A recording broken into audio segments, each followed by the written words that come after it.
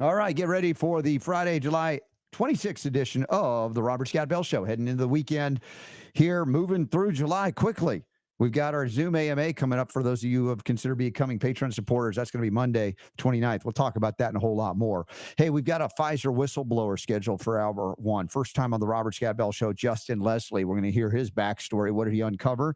And why it's not everybody reaching out to him and go, hey, that's another layer of the deceit that Pfizer and others engaged in. The homeopathic hit's going to hit a lot of things related to nerve pain, sciatica as such. We also have Dr. Sam Bailey scheduled for hour two out of New Zealand. She did some good work, and she got hammered by, the establishment, as you might imagine, for stepping up and stepping out and saying what's true. RFK Jr. is proposing organic farms for addicts. What's that all about? Why is he getting slammed for that? Chicken wings that are boneless, that are not boneless, or they're boneless? That's a confusing story. Super Don will help me out with that. RobertScottBell.com/live for the live chat room at my website. If those of you watching on Rumble or other places in the chat rooms elsewhere where we're not banned, say hello. It's Friday. We're heading into the weekend, but you got to go through me first. Let's get this healing party started right about now.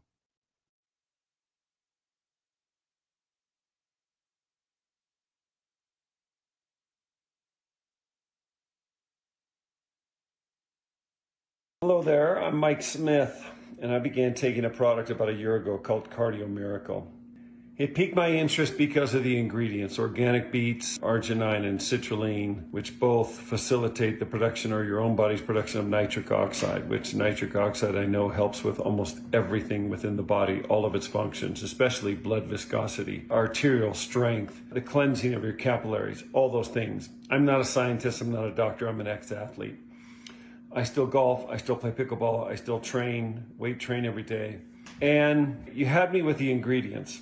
I'm having fun. I'm 59 years old and I'm having the time of my life. Last year I tried for what's called the United States Amateur Golf Tournament.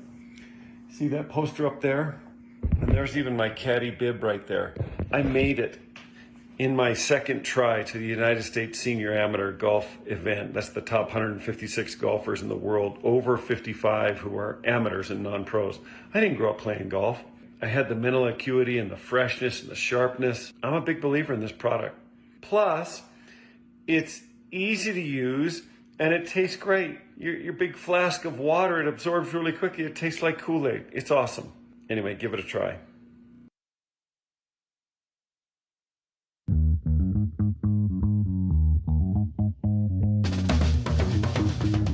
The Robert Scott Bell Show.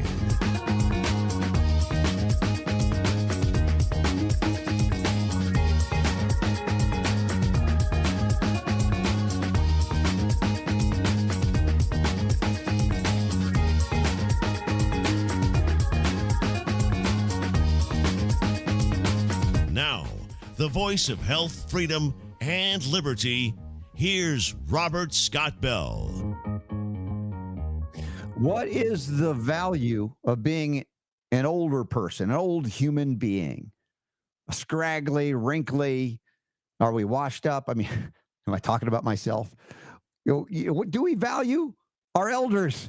That's the question as we open up the Robert Scott Bell Show today. We also have some more discussion on the deceit from Big Pharma, particularly Pfizer. We have a whistleblower scheduled for the first time on this show, Justin Leslie.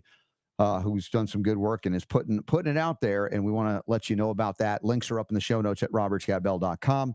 Hour two, we have scheduled Dr. Sam Bailey out of New Zealand, and we're going to talk about RFK's proposal for how do you deal with addiction, and it has something to do with organic farms. I wonder why he's getting trashed for that. Interesting stuff. Homeopathic hit related to sciatica, nerve pain issues, and things like that. So check it out in the show notes at robertscottbell.com/live for the chat room. We have our Zoom AMA coming up on Monday. How to participate in that? It's a club, and you can be in it. Our Patreon support family. We love you and appreciate you. If not, just share the show. That helps a lot because we are limited in our reach and shadow banned in some certain areas because this message of health, freedom, and healing liberty does tend to upset those who want to control you and own you. And we don't play that game here. So the value of our elders. How many of you, this is an article by Peter and Ginger Bregan.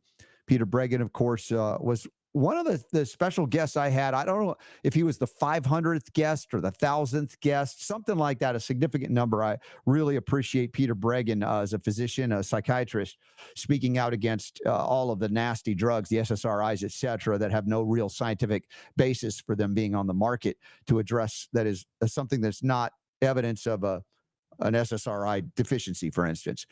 And he and his wife wrote about the value of our elders. Of course, they might be considered our elders. They've been on this planet longer than me and Super D. I don't know if combined.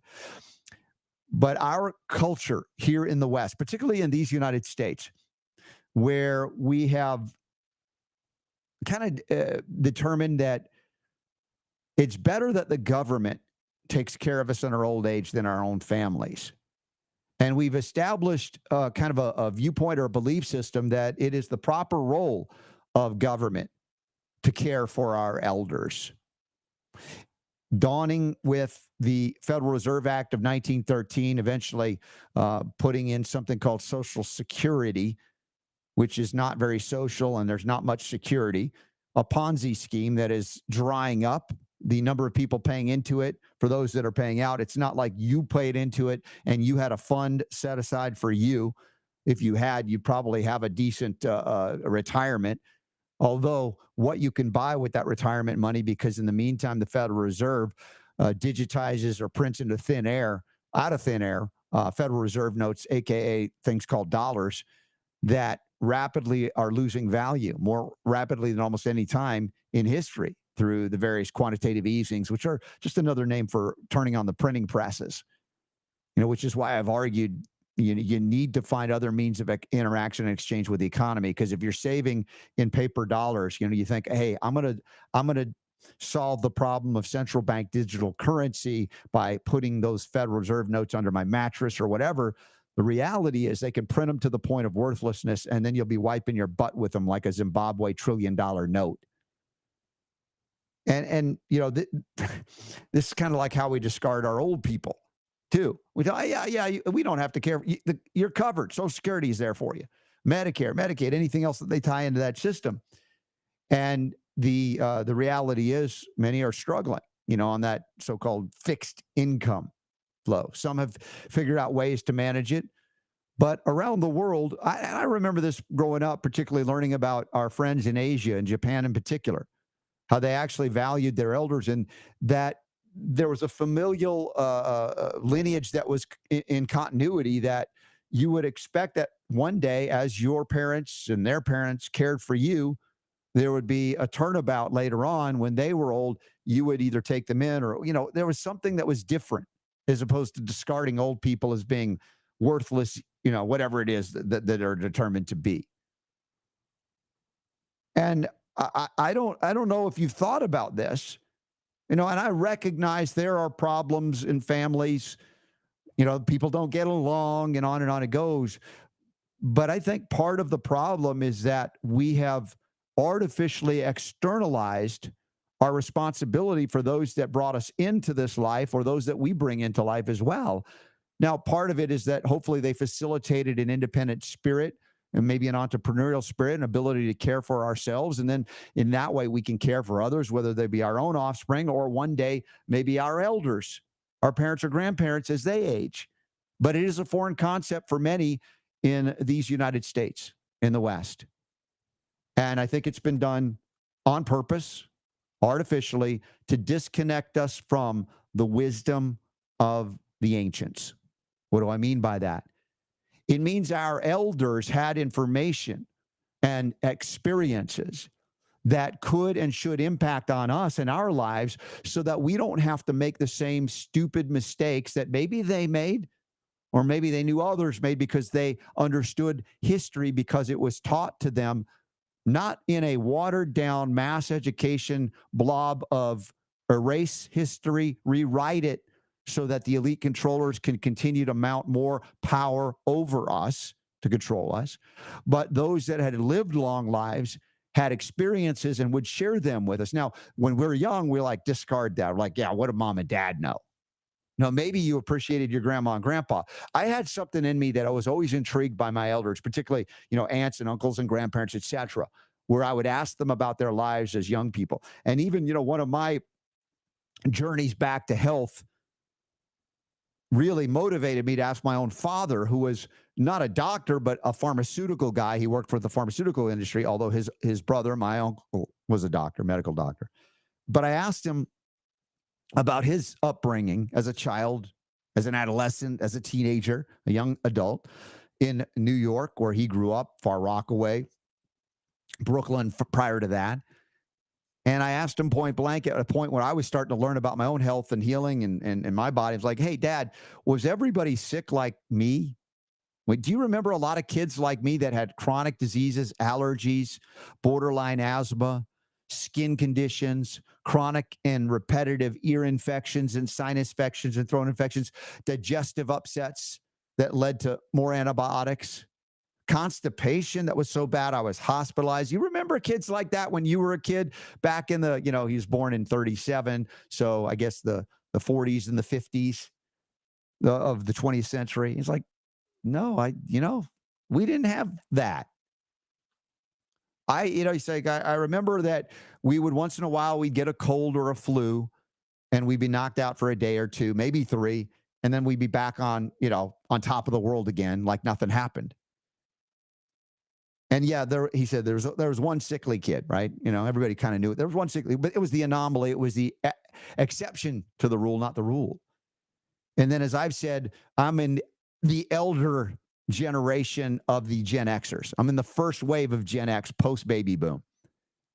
And I was the canary in the coal mine for what was to come, apparently, of the millennials and the post-millennials that were hammered so severely with a vaccine schedule that was ungodly. Not that any of it was godly, but when they eliminated liability for the vaccine manufacturers in the 90s, it exploded, the schedule. And then we saw an increase in chronic diseases. Now, we're only learning about this in the 21st century, other than hearsay or observation, with some of the retrospective studies like Dr. Paul Thomas, Brian Hooker, Neil Miller have put this out, published it as well. The outcomes for those that are fully vaccinated, partially vaccinated, or not vaccinated at all. And it reflects exactly what I've witnessed in my life, especially as I turned my life into a natural remedy focal point, homeopath, etc. As I've traveled around the world and met young people all over the world, the healthiest young people and now young adults that I see are the ones that are least vaccinated or not vaccinated at all. Case in point, my own children, now 24 and 19 years of age, never not once received a vaccine, never once had received an antibiotic. And they don't have the chronic diseases that I had, that my wife had, being hammered with the few vaccines that we had, although my wife got more than me, being in the military and civilian military situation and traveling overseas. We had to overcome a lot. And so the wisdom of our elders, this article perhaps gets to, but the appreciation for our elders. Do we discard them, or do we begin to value and learn from them the word of mouth, so to speak, the stories that they could tell us? Because that is how we learned history before it was watered down into a mass education system that was really a mass indoctrination system. How do we break that cycle? It's for you and me, as now the impending elders, to communicate our stories to the younger generations. And also, yes, listen to their experience, listen to their thoughts and ideas, because they're here to also transform and perhaps bring change of a positive, if we value it positively, if they recognize, like I do, like many of you do, that our rights come from God, not government, and that the protection or defense of individual liberty is the only legitimate role for government. Especially the United States government as it was set up to be, with a Declaration of Independence, acknowledgement of God-given rights, and eventually a constitution that we've almost discarded at this point.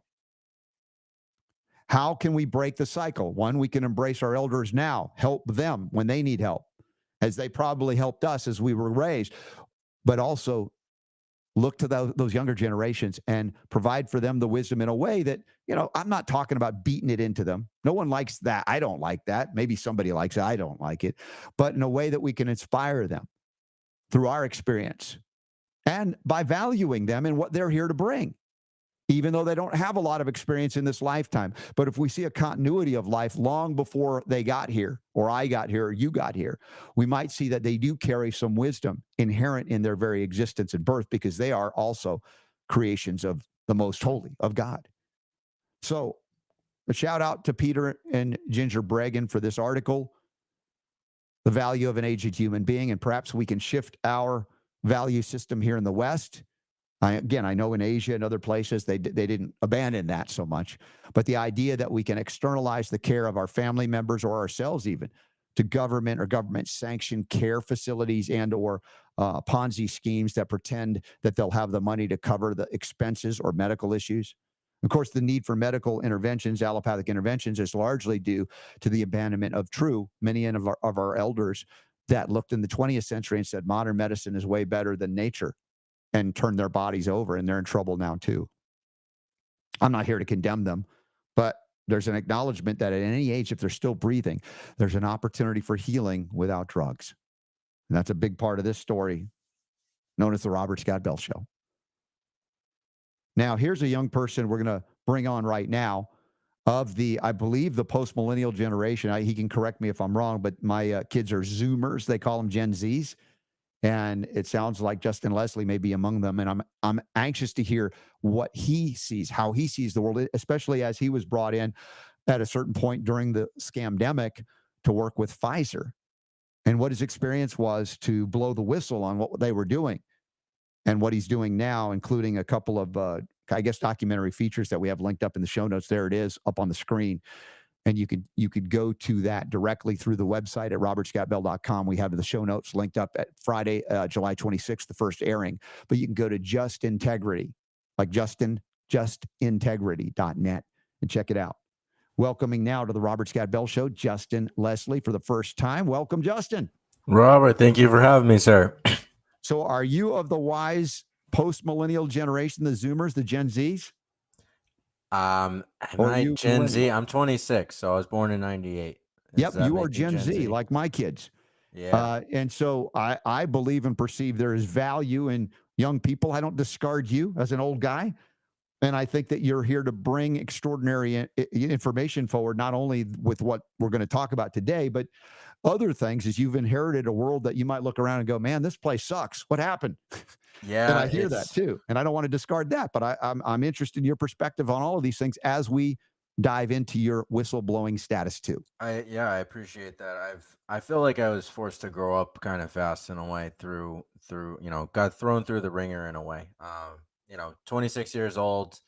For the audience that don't know me, I'm Justin. Lovely to meet you all. And yeah, let's get into it. I mean, I did this Pfizer whistleblowing, and it really was a situation that blew up in my face in a way. And I was able to alchemize the situation.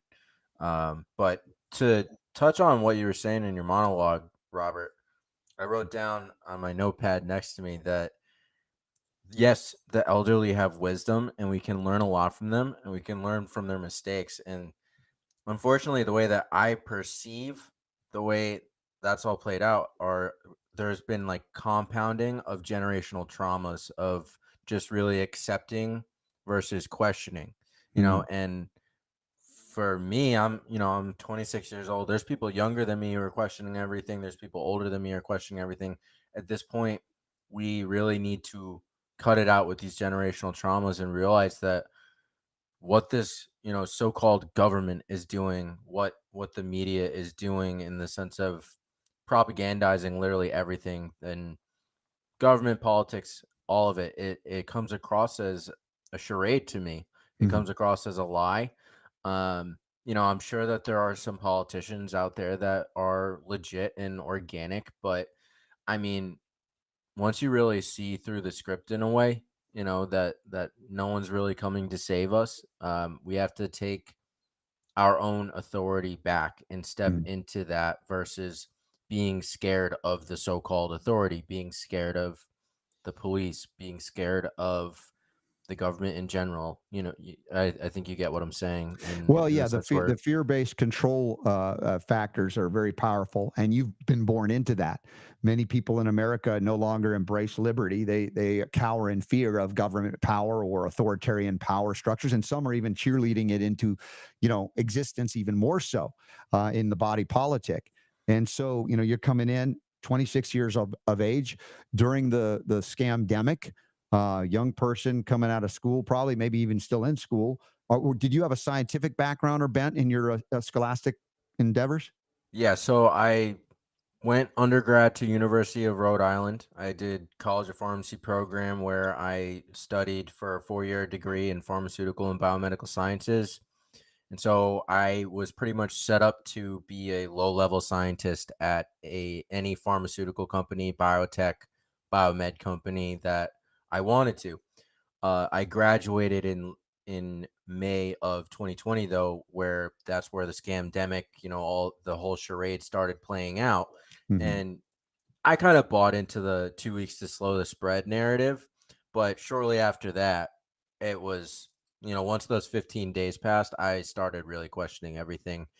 And I couldn't find a job out of college, and essentially ended up in a master's program because I wanted to stay busy. And I've mentioned this on other shows, but I have a multi-system disorder called tuberous sclerosis complex. I'm not sure if you've heard of it, but it's rather rare. It creates benign tumors throughout the body, and it causes skin lesions and all these different symptoms that I've I was just always critically thinking, like, why am I different than everybody? How come I have this thing? And apparently it's some genetic mutation, but ultimately, after really waking up to the allopathic medicine corruption, I've woken up that it's really just my terrain, my body, like, expressing symptoms of toxicities and being manipulated, most likely by vaccines.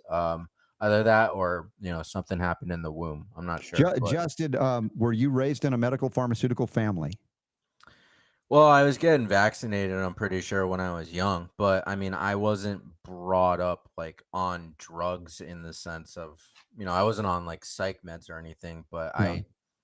I was taking I with this disease, I was taking sirolimus cream for my face because I have angiofibromas. That's one of the symptoms, and essentially just red raised bumps on my face. And so I was taking sirolimus cream when I was 12, 13 years old. This expensive ointment, essentially to just bring it down. And Mhm. um, then I essentially got into University of Rhode Island because I wanted to get into drug discovery and really come up with the cure. Be Right. that, which is noble in a way, but Yeah, I I mean, get it. Yeah. I it took COVID happening to me to really shake me awake. Not that I wasn't getting vaccinated and everything in college. Like I was never doing that at a young adult age. So, I would just think of it as the common cold or the flu, but now I look at sickness really as just detoxing in a way. Our Sure. body's completely just flushing itself out, which that's the way it was designed. Like God designed us in this amazing, unique way to Mhm. show these symptoms to detox ourselves. You know, Justin, you clearly have wisdom beyond your years because of what you've been through. That's kind of my journey yeah, to learn about this beyond medical years. Even the things that I've learned. I've educated and trained doctors. I still do. This is not an ego thing for me. It's really about, hey, I want to help those that really went in for the right reasons to help others, much less themselves. And you've probably had to figure out how to help yourself. Have you seen improvements in this so-called condition that you kind of came in with, or where it was made worse perhaps by vaccines and other things? yeah. Well, so I've gone into dabbling with fasting actually, and just really making sure my nutrition is making me feel the best way that I feel. I'm not divisive when it comes to nutrition. Like I mostly go the carnivore route, but I also say, like, just eat whole foods for the most part and you're going to be good.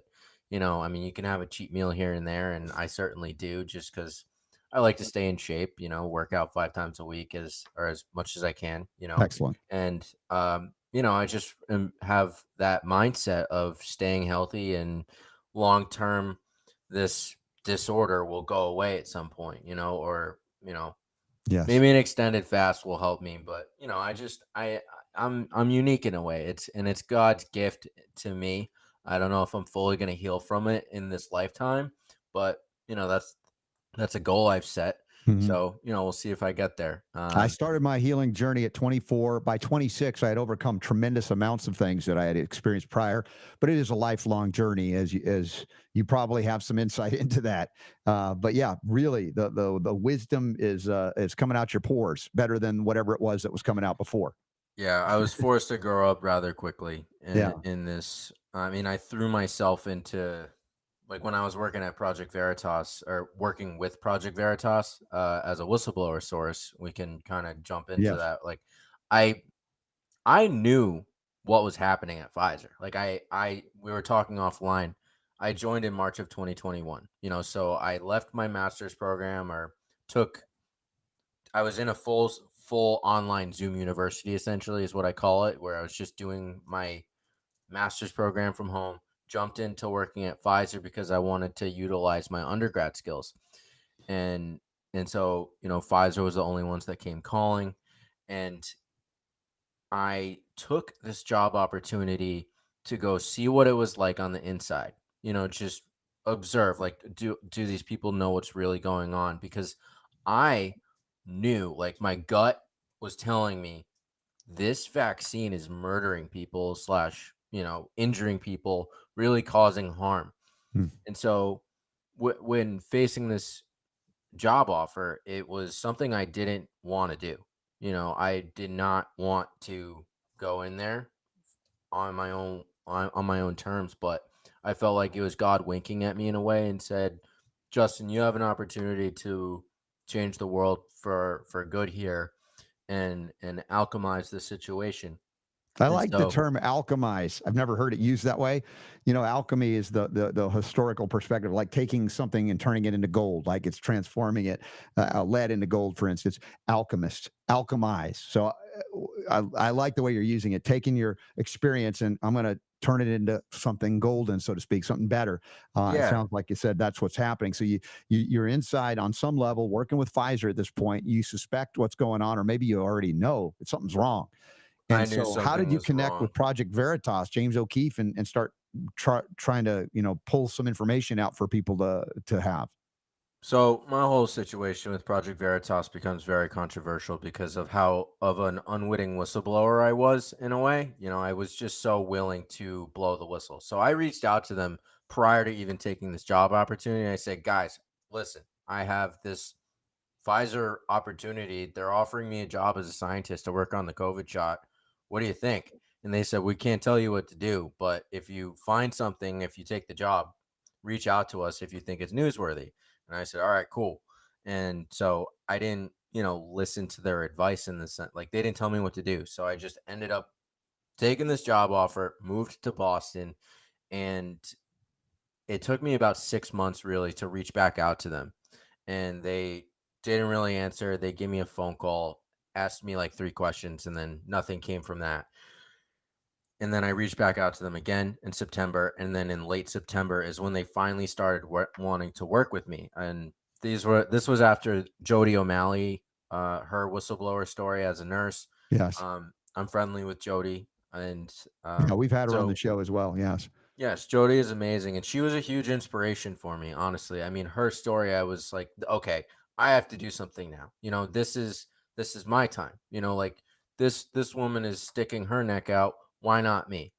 So that's why I ended up reaching back out to them. I sent them vials, like pictures of the vials that I was working directly with, and I said, "Hey, I'm a Pfizer insider whistleblower. I want to help. I know that these things are killing people." And I mean, James O'Keefe, Project Veritas, literally on their stories, they were saying, "If you're on the inside of Big Pharma, reach out to us." Yeah. So I just said, "All right, this is my calling. Like, I have to do this right now." And so it was, what, 6, 7 months into the job, and they provided me this undercover equipment, and one thing leads to another, and it turned out I was really good at investigative journalism slash, like, eliciting people, and it wasn't that hard because I had already built what we call rapport, Robert, where I had this rapport with my colleagues. It's not like I was slamming them with hard questions, eliciting them on hard information when I wasn't working with PV. So they provided me this equipment, and I just started, learning the ways of undercover journalism on how to elicit some information out of people and get them to say some things that they may not be comfortable saying. So in my documentary, Conwell Gill is my manager, and I don't believe that Conwell Gill has like any ill will towards humanity in the sense that she knew that these vaccines were causing harm per se. But what she says in these clips that I had to end up reobtaining from Project Veritas when I got offered a job, it's this discombobulated story, but we'll get to all of it. Yeah. I was doing all this obtaining information essentially, had these conversations with high up directors, managers, and vice presidents at Pfizer. And so Conwell explains a 50-year conspiracy, essentially how this mRNA technology could never get approved, but she said we, meaning Pfizer and Moderna, took advantage of the emergency use authorization approval to, quote, get through it now. She explains how Albert Bourla and Ugur Sahin is the BioNTech CEO, essentially had no idea what was going on when it came to symptoms and the clinical trials and how quickly everything really came about. All this really came was from an elicitation based off of booster shots and money grab. Like, is this a money grab essentially? Like, why were the booster shots going into people's arms in the United States back in, this was October when I had this conversation of 2021, and it led to her just really explaining into all of that, and then ended up talking about how it really ultimately turned into a money game. And so that was one conversation that I had obtained on camera. And another one was with Ramin Davari, who is her manager. And he talked about, I elicited him on someone close to my mom. My mom's friend's mother essentially took a booster shot and died the same day. Real life situation. So it wasn't like I was pulling any legs either. This was something real. And he goes, correlation does not equal causation. It's not our jobs to worry about this. And, really tried to deflect off of that. And then came up with this metaphor, Robert, where it was this chip company metaphor where he said, when chip companies, people talk bad about chips not being healthy for you, do you think that they get mad? Of course they do. So he created an interesting metaphor there and ultimately correlated it to people getting heart attacks and dying, actually. So we don't necessarily have to show any on the show live, but I encourage the audience to check these clips that I found or reobtained from my undercover journalism that I was doing on the inside of Pfizer. Do you have all of this embedded at justintegrity.net? Yeah, All of that? Okay. it's in my documentary. Okay, so there it is. Justin is first name Integrity, so it's kind of combined. Justintegrity.net. And it's linked up in the show notes today at robertscottbell.com. The first airing of this show, July the 26th, 2024. You've got Project Whistleblower Volume 1 and Volume 2. You also have a place to donate. Doesn't sound like Pfizer is going to be giving you much support. So if anybody wants to support, we have a link to the Give, Send, Go as well, as far as the things that you're uncovering and doing. What do you or want to relate, if anything, about the ongoing controversy, supposedly, of Project Veritas or others that you think would be very supportive of what you've exposed? And why wouldn't there be an embracing and a supporting of you for doing this? Well, they offered me a job, Robert, when I first met James O'Keefe in person. The ongoing controversy with Project Veritas essentially like falling apart. I was there for all that. Mhm. I was offered a job opportunity, and within 6 or 7 months of taking the job offer, that James offered me a job December 1st of 2021. Told me we can't release your story because they got raided by the FBI. That was like a huge excuse, and it happened during my time as a whistleblower. So like in my documentary, people will really, I don't affirm anything, but they will see my side of the story in the sense that why was this FBI raid occurring when I was a whistleblower source? What was playing out with that? Mhm. I'm just raising questions simply. Sure. And I lost a lot of trust in the people that I was working with when I was a whistleblower and eventually as journalists. So to, keep it condensed, um, this will just usher people to the documentary, obviously. I took this job opportunity in April of 2022. It took me about 6, 7 months to get trained in undercover journalism, get good at it essentially. And a lot of what I was doing was this like gay undercover dates. And I'm a straight guy, so it was really kind of traumatizing in a way. Really, having to learn and do all of this for what felt like good work, but it was demoralizing at the same time. Mm. And so I ended up getting Project Veritas's biggest story in history, the directed evolution story with Jordan Tristan Walker, where he says Pfizer is mutating COVID. And, there was also the fertility story, essentially, where, there was that part too. And so I got the biggest story in company history, and it then boom, the company fell apart within a matter of 3 or 4 weeks. Mm. It didn't take long.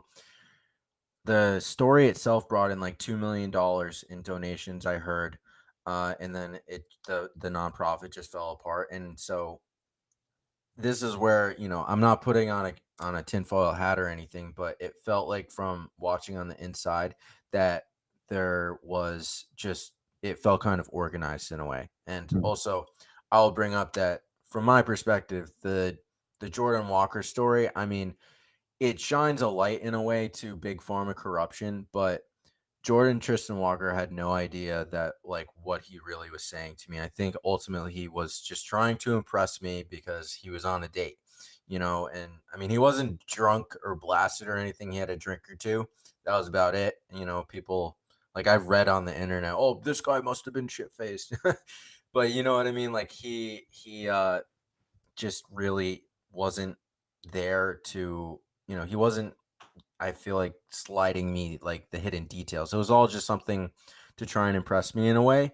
Mm. And, Project Veritas loved it. And the second meeting that I went on with him turned into hammer him on gain of function. And, we were talking offline where I have really embodied the terrain model versus acknowledging that these invisible enemies that they call viruses are a questionable pseudoscience where, I mean, you're going to talk to Dr. Sam Bailey after me, and she is a very loud voice when it comes to talking about virology being a potential pseudoscience. And so she actually has, I took a little clip of her and put it into my documentary where she says that my Jordan Walker story was essentially BS, Wow. and I would agree with her, like from my perspective, it's all just word of mouth.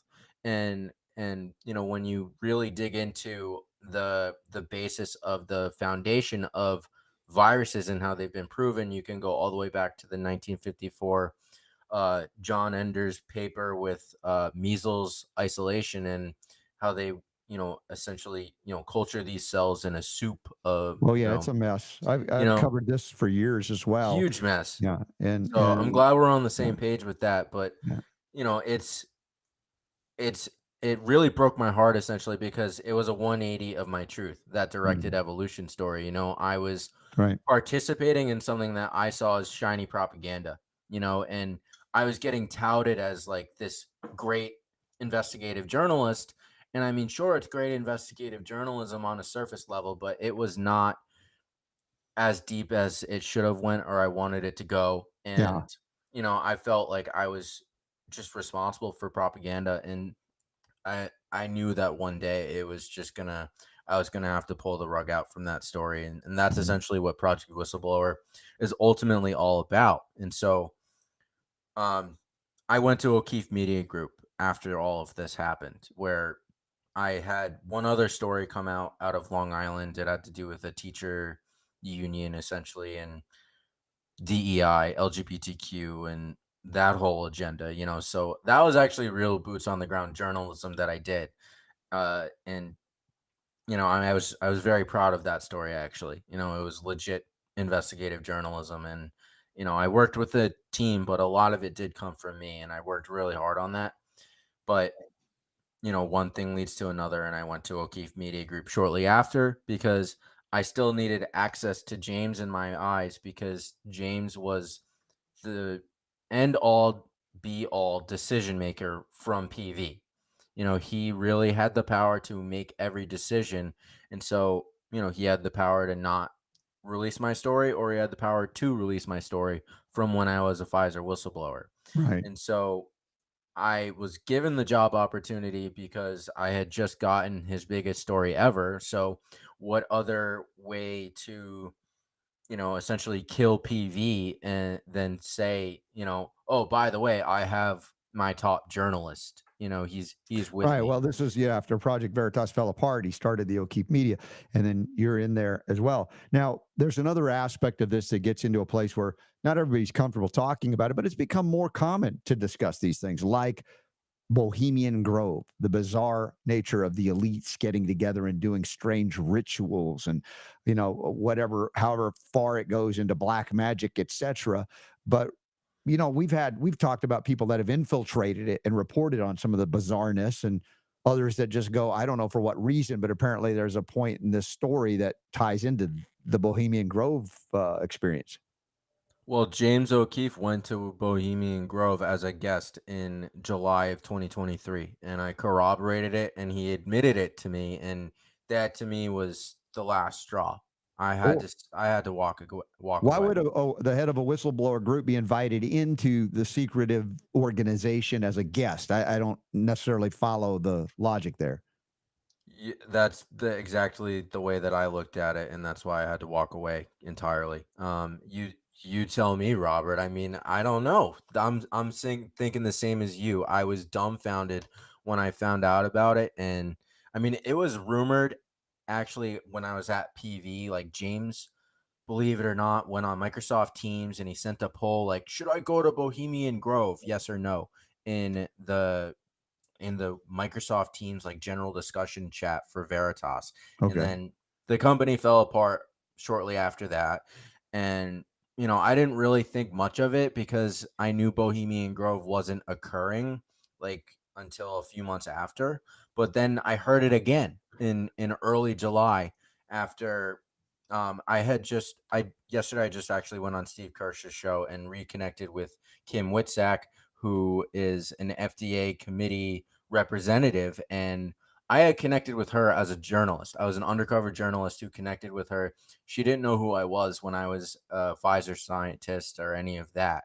I connected with Kim just to really tell her whistleblower story, and it ended up not being told, just like mine. And she ended up blowing the whistle with Redacted and telling her very powerful story that not a lot of people know about, that occurred in 2016 and 2017 with connection to the smoking cessation drug Chantix, where she was removed from this committee board vote. And, just check out the documentary for the whole thing. It's a good summarized story in there in volume 2.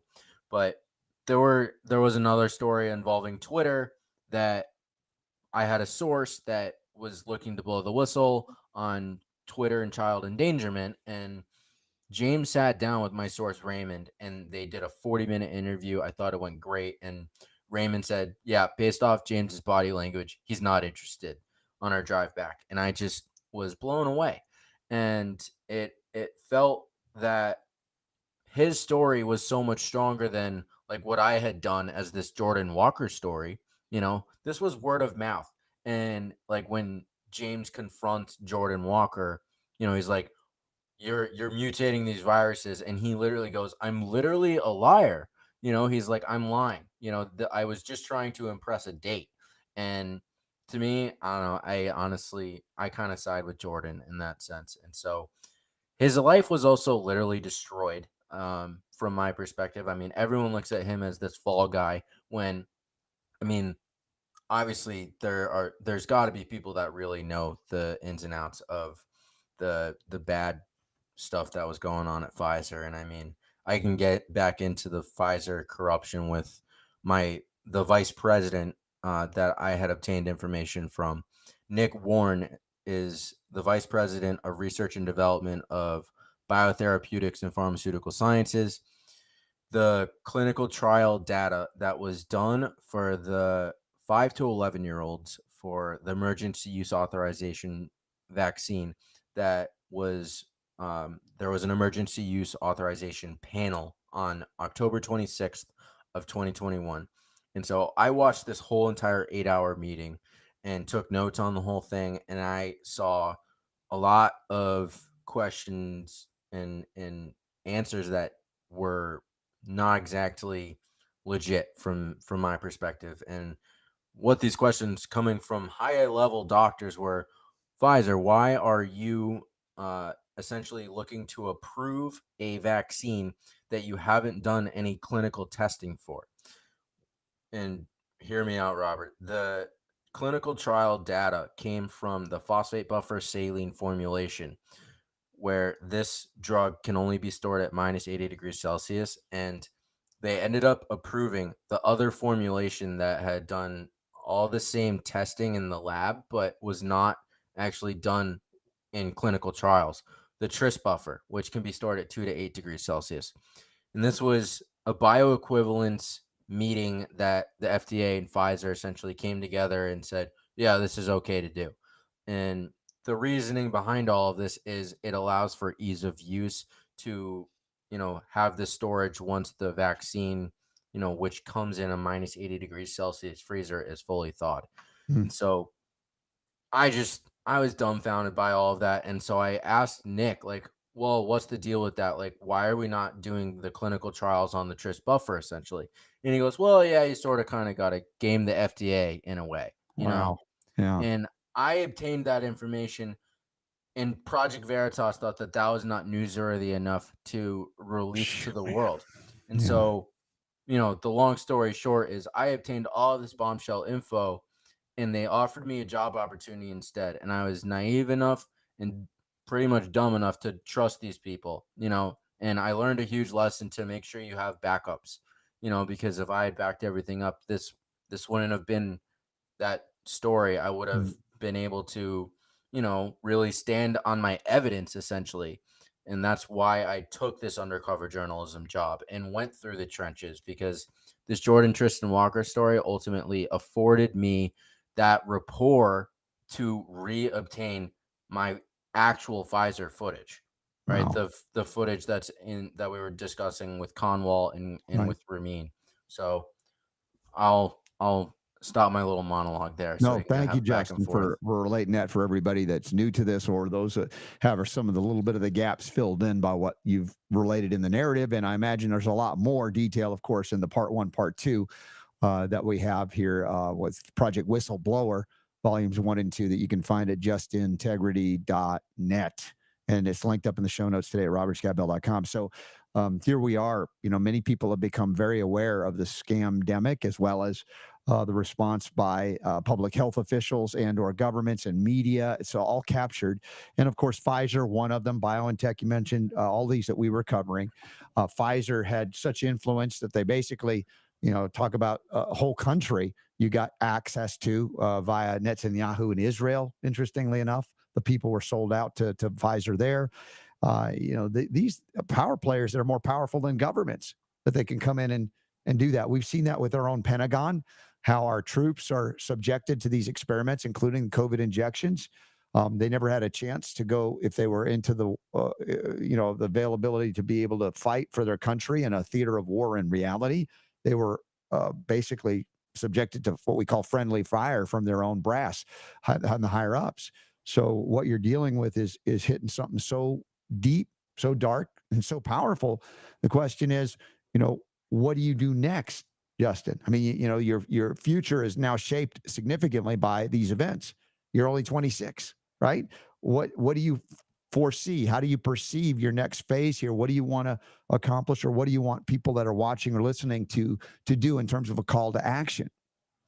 Great question. And for me, I'm looking to, create a platform Just Integrity Network, and also get into healing in a way of looking into potentially becoming a chiropractor or getting into naturopathy, and I think those are two great avenues that I could go down to really maybe step away from a lot of the heaviness in a way. But I am actively still looking to do some form of investigative journalism still, and investigative research, as the world needs people with the eyes to see for sure. Mhm. So it's not like I would step away forever, but like you said, I'm 26, and I have to do something that pays the bills, and unfortunately, at least right now I do, so that's an option for me, going back to school to either do naturopathy or become a chiropractor. And I think I would be really good at it, those things. And there's still avenues to do investigative journalism through still, being a healer as well. So Absolutely. Yeah. would look to juggle those things essentially. Yeah. That's the way I see myself growing as a person, and looking forward to the way forward in a way. My friend Alex Zek, his company is the way forward. I love that, and that's what I'm looking to do, is help create solutions as well, Robert, versus dwelling in corruption. Like, yeah, Yeah. I can expose corruption, but also really show people that there are solutions and that it really isn't that complex. I think from a grassroots bottom up perspective, it's difficult to get the masses to really wake up to all of this, but for the people that are ready, we need Mhm. to really get back to farming, regenerative farming, and like you were saying with RFK. I mean, I think it's great that he's talking about this.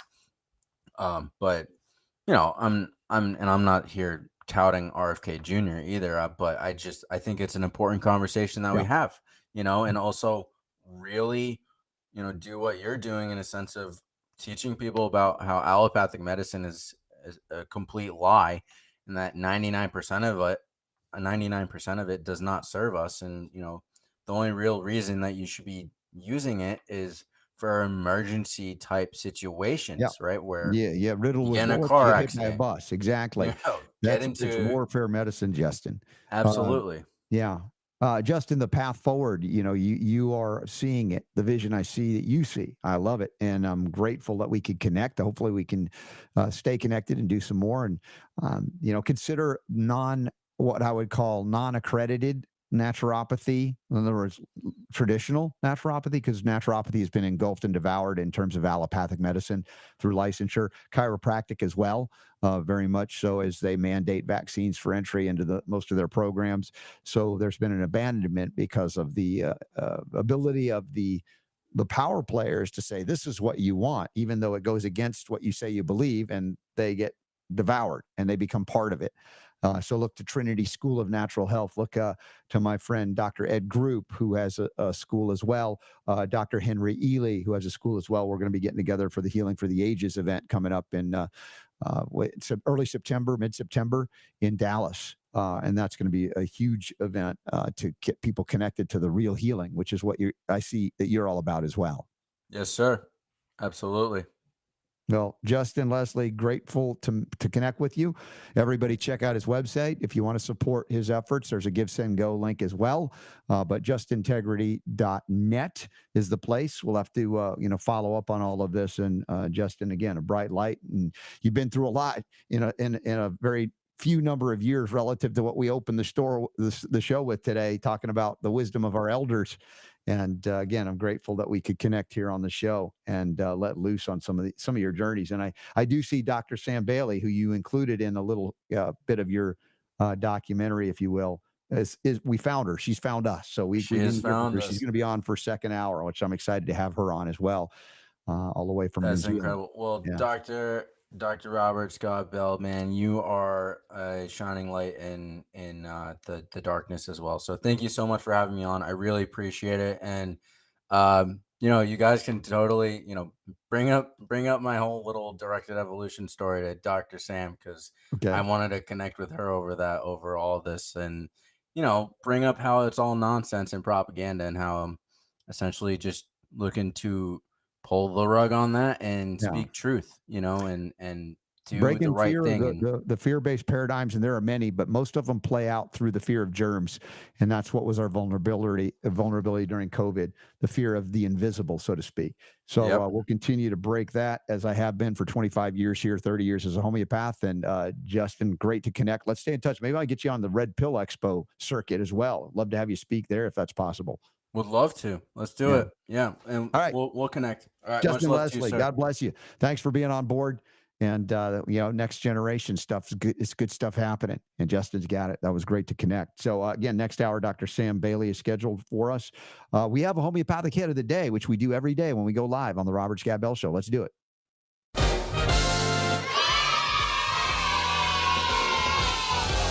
Playing all of the homeopathic hits every day, right here on the Robert Scott Bell Show. This is the medicine I knew nothing of for the first 24 years of my life, growing up in a pharmaceutical medical family. Then found homeopathy at the age of 24, and I never looked back other than to look back at the corruption, the deception, and the lies about history, medical history especially. Homeopathic hits today: Gnaphalium, Polycephalum. And of course, it's Latin, so you can pronounce it however you want if you've taken Latin at all. Shout out to our friends at Folium PX, as well as Trinity School and others that support this message of health, freedom, and healing liberty, to learn about these different remedies. And as you are intrigued by them, maybe a remedy speaks to you and says, hey, I got to look into that some more. That's what we do here. Give you an introduction so you can go further and deeper. The homeopathic hit: Gnaphalium, Polycephalum, or Polycephalum. Again, various pronunciations of Latin. This is a remedy derived from the cudweed plant, C-U-D, cudweed plant. There it is. Looks cute when Super Don illustrates it. The cudweed. Yes, I don't know if chew your cud, if that sounds like it's familiar there, but a cudweed plant. And its significance in treating a lot of sciatica and nerve pain issues. And so what can we do with this? It's a native plant to North America, many flowered cudweed.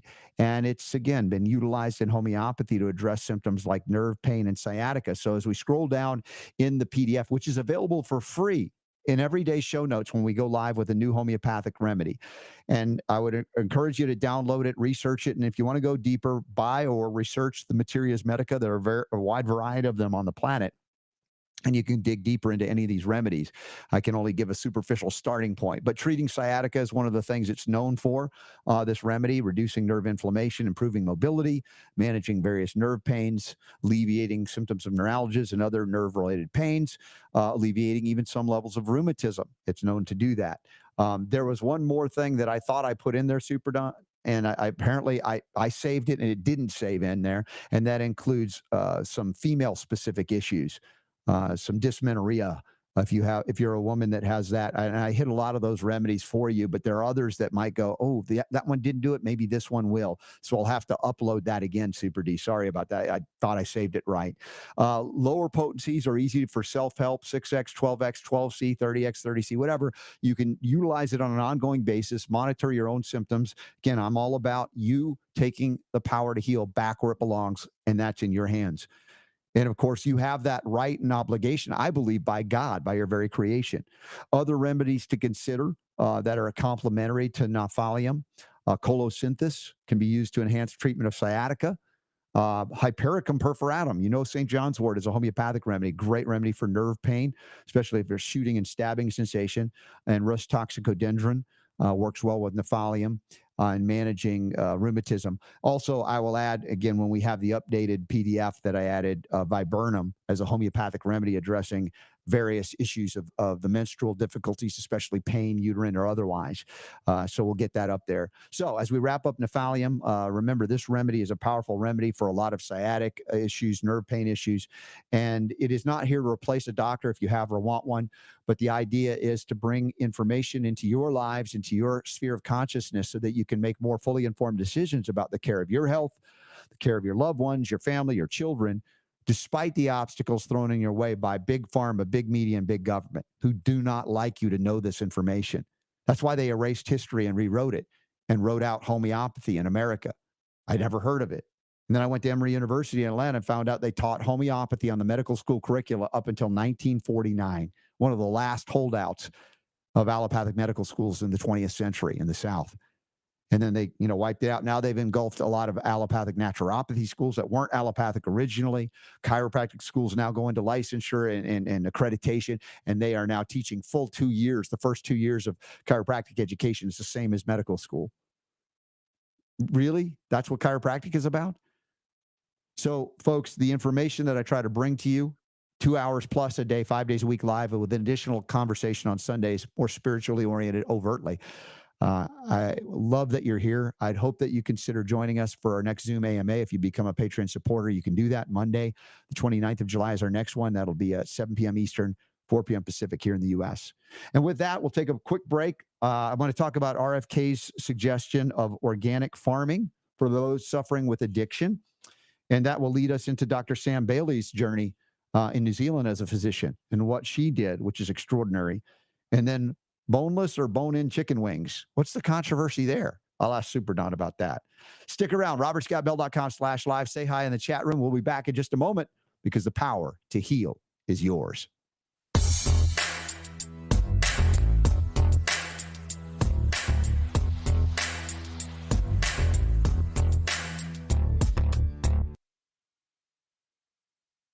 That little thing that I gave you right there, it's called from H2O Echo Water. That little thing, you pour your spring water in there, or you pour your bottled water in there, and you hit that little button, and it adds hydrogen ions. There are 1,400 studies on the positive impact of hydrogen on human beings. They're looking at it for things like Parkinson's and neurodegenerative disorders, but it helps you digest food. It helps you break down your supplements. It feeds a whole class of bacteria in your gut called hydrophiles. I'm so amazed that this one little supplement can have so many benefits. Cardio Miracle has over 50 high-quality ingredients and was formulated with over 40 years of research and over 150,000 published articles on the benefits of nitric oxide. And I love that it supports heart health, energy levels, mental clarity, sleep quality, healthy blood circulation, and even recovery after exercise and mood.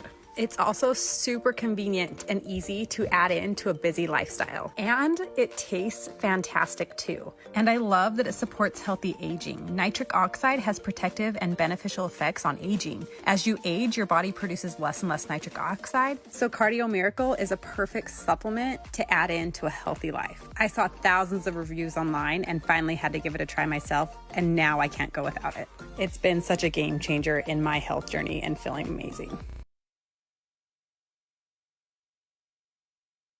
Did you know there were 90 essential nutrients? Well, there are. Minerals, vitamins, essential fatty acids, and amino acids make up the 90 essential nutrients. But you know what?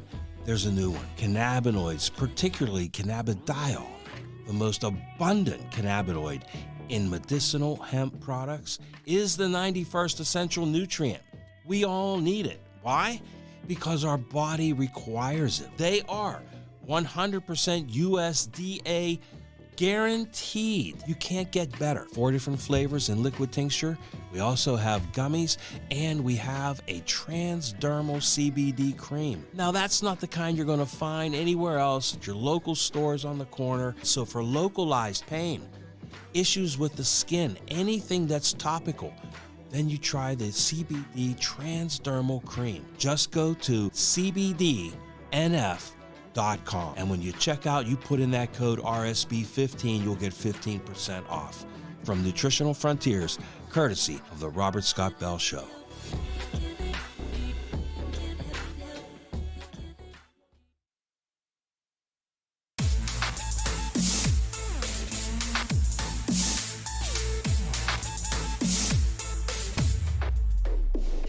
All right, very excited. We've got Dr. Sam Bailey scheduled to join us. She's waiting in the wings, and bring her up as soon as possible here this second hour. Also, I want to open a little bit, talk and discuss an RFK Jr.'s proposal for organic farms for addicts, people that are addicted, and how that shouldn't be that controversial, but obviously it is.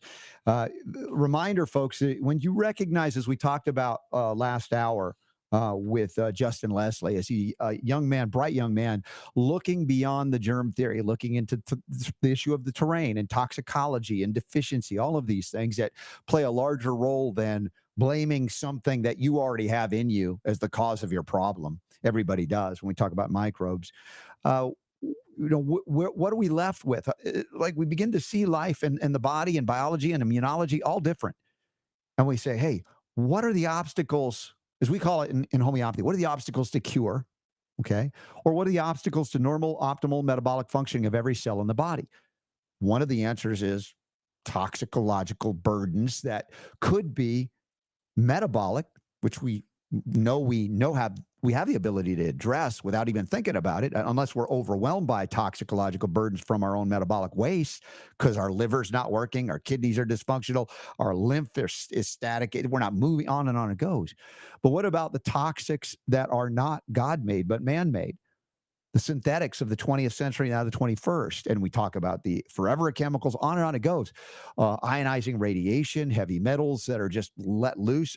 Aluminum, which is very abundant in the Earth's crust, has been mined and isolated, where it usually is bound into, silicates, if you will, aluminum and silica or silicon combined and make it inert somewhat, so it's not harmful. And now we're exposed to that as well. What can we do? Of course, a big part of my journey is supporting detoxification processes homeopathically, but we can do it through botanicals as well. And one of the things we've learned about from 1986, the Chernobyl nuclear disaster in the former Soviet Union, now Ukraine, through our friend Bob Riorin, who brought it via Georgia when it was the Soviet Union to Israel, to America, the Folium products. And these Folium products, Folium Original, Folium Immuno, Folium Relax, my mom got on them at she was about to turn 89 through the COVID years. She never got any tests like PCR garbage.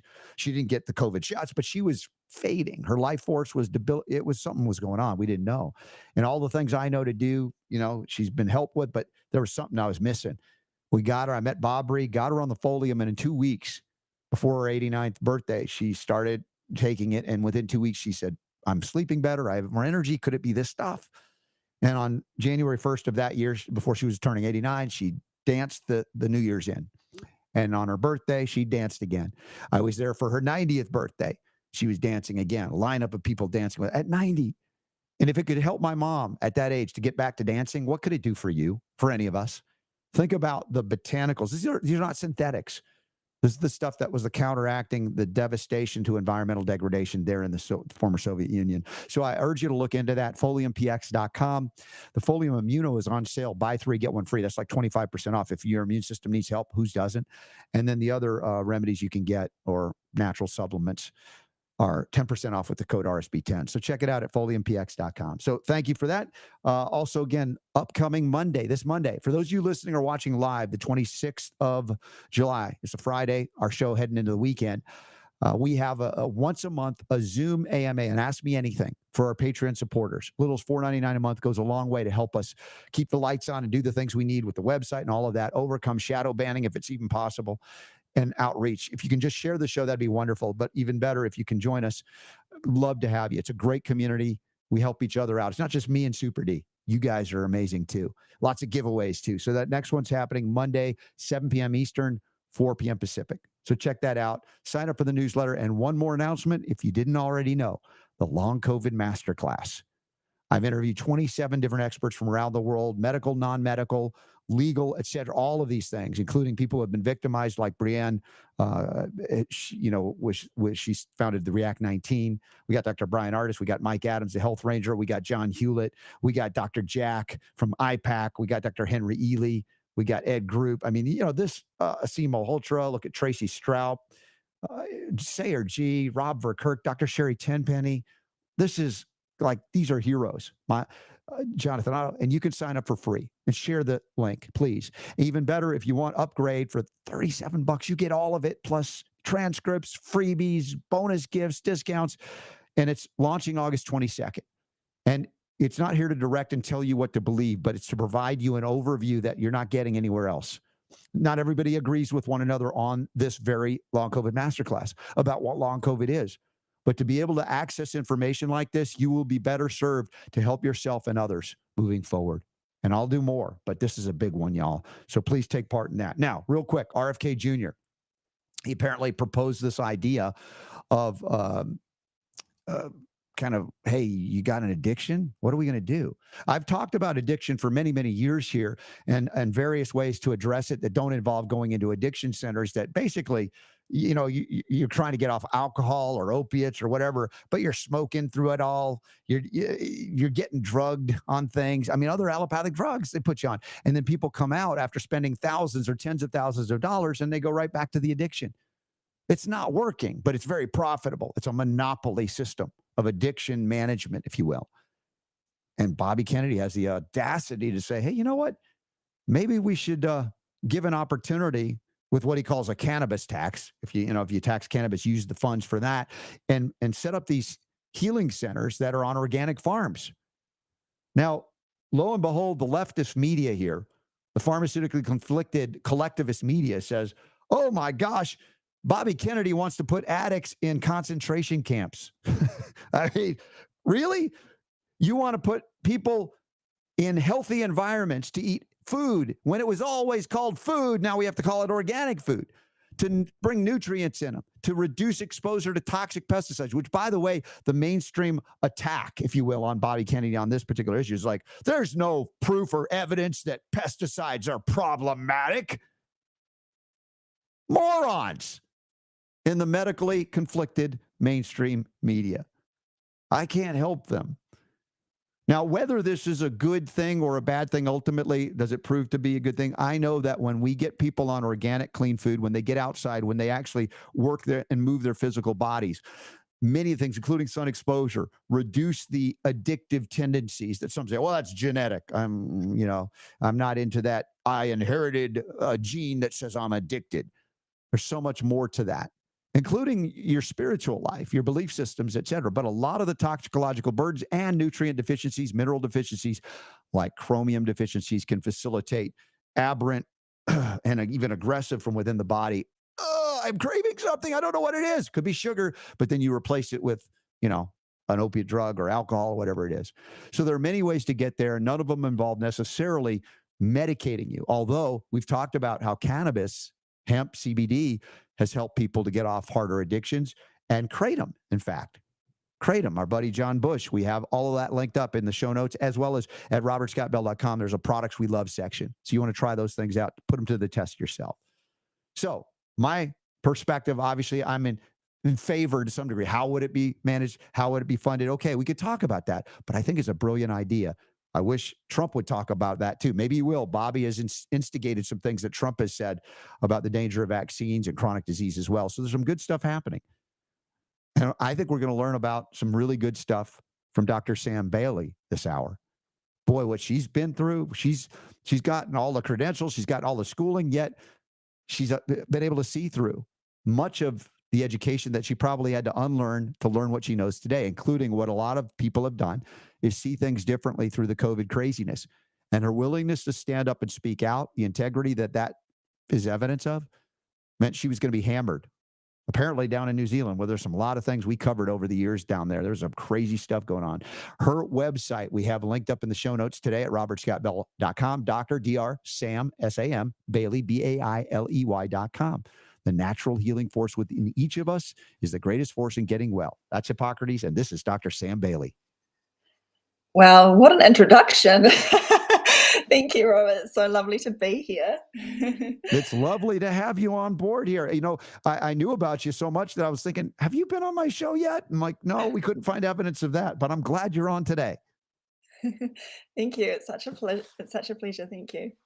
So anything you want to start on in terms of introduction to my audience for you, or even some of the things I've been discussing thus far, as well as that young man last hour who said he appreciated you so much. He tried to reach you, couldn't reach you. It's hard to reach, but included some of the things you were relating in some of the things he was trying to communicate to people. So you're having an influence and impact. Thanks. Yeah, I mean, I guess I think gain of function, what he mentioned, I didn't hear all of what Justin said, but it's incredibly important for people to understand that this narrative was there from the beginning. It wasn't just something that was accidentally introduced. And for me, like you mentioned, it's been a wake up. I guess lots of people have too, but it's been I don't like to think of myself as a doctor. I'm a reformed, I'm a recovering doctor now. Well, and it's astonishing because I grew up in an allopathic pharmaceutical family here in America. always with the intent of growing up to become a doctor. My uncle, who was a physician, warned me not to become a doctor. Can you imagine if you had a family member that was a doctor, said, "Don't do it. It's hard. It's miserable." Like, what? What is that? I didn't understand it till years later. And of course, my journey back to health and healing was realizing if I did to other people what doctors did to me in my young life, I would be miserable like my uncle Bob had told me. And so I found another method, homeopathy, which I didn't know I never heard the word. And it took me on a journey, healing journey, that I realized not only was I able to help myself and others, but I needed to tell everybody about it. You become a zealot if you a little bit. And thankfully, radio was available to me, and we just never look back. 25 years in broadcasting now, of course, mostly online now. And so let's just say your brothers and sisters in allopathic medicine, many of whom who went in with integrity, have woken up in a hard way to look back and go, "Oh my gosh, I was programmed. I was trained to believe these things. I did these things." I'm like, please forgive me, right? Real repentance. I think that's part of the journey as well. How are you doing? Yeah, I definitely that is exactly my journey, and I feel I'm so grateful, to be honest. I feel grateful. I wasn't a Christian even, and that changed for me as well, post COVID. And I'm grateful to all of it because I think I'm so glad to finally see things for the way they are. Because I think when you're asleep, lots of things don't make sense, but you don't sort of scratch beneath the surface. You just accept it and think, oh, and just shift that thought away. Whereas I feel like it's so uplifting to know really what true health is and why we get sick, and also it's affected our family in a very positive way, like just our kids. I can't even I'm almost embarrassed as to how I used to live prior to waking up to what we do now, so we're really good. Yeah, you might have been yelling and screaming at me of like, you're killing people with the information you're relating back in the day, because the programming was so intense in allopathic training, coming back from the Flexner Report of 1910 forward.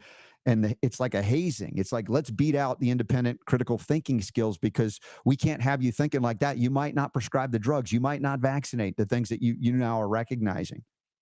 Yeah, definitely. And, I wanted to be a doctor since I was 10. That was something I was, really, really wanted to do. And what is funny is when I got into medical school, I thought, oh, this is the best day of my life. Oh, and then later, I was so desperate to get out. Like I can't even tell you. It's like this bad divorce, and you think I need separation.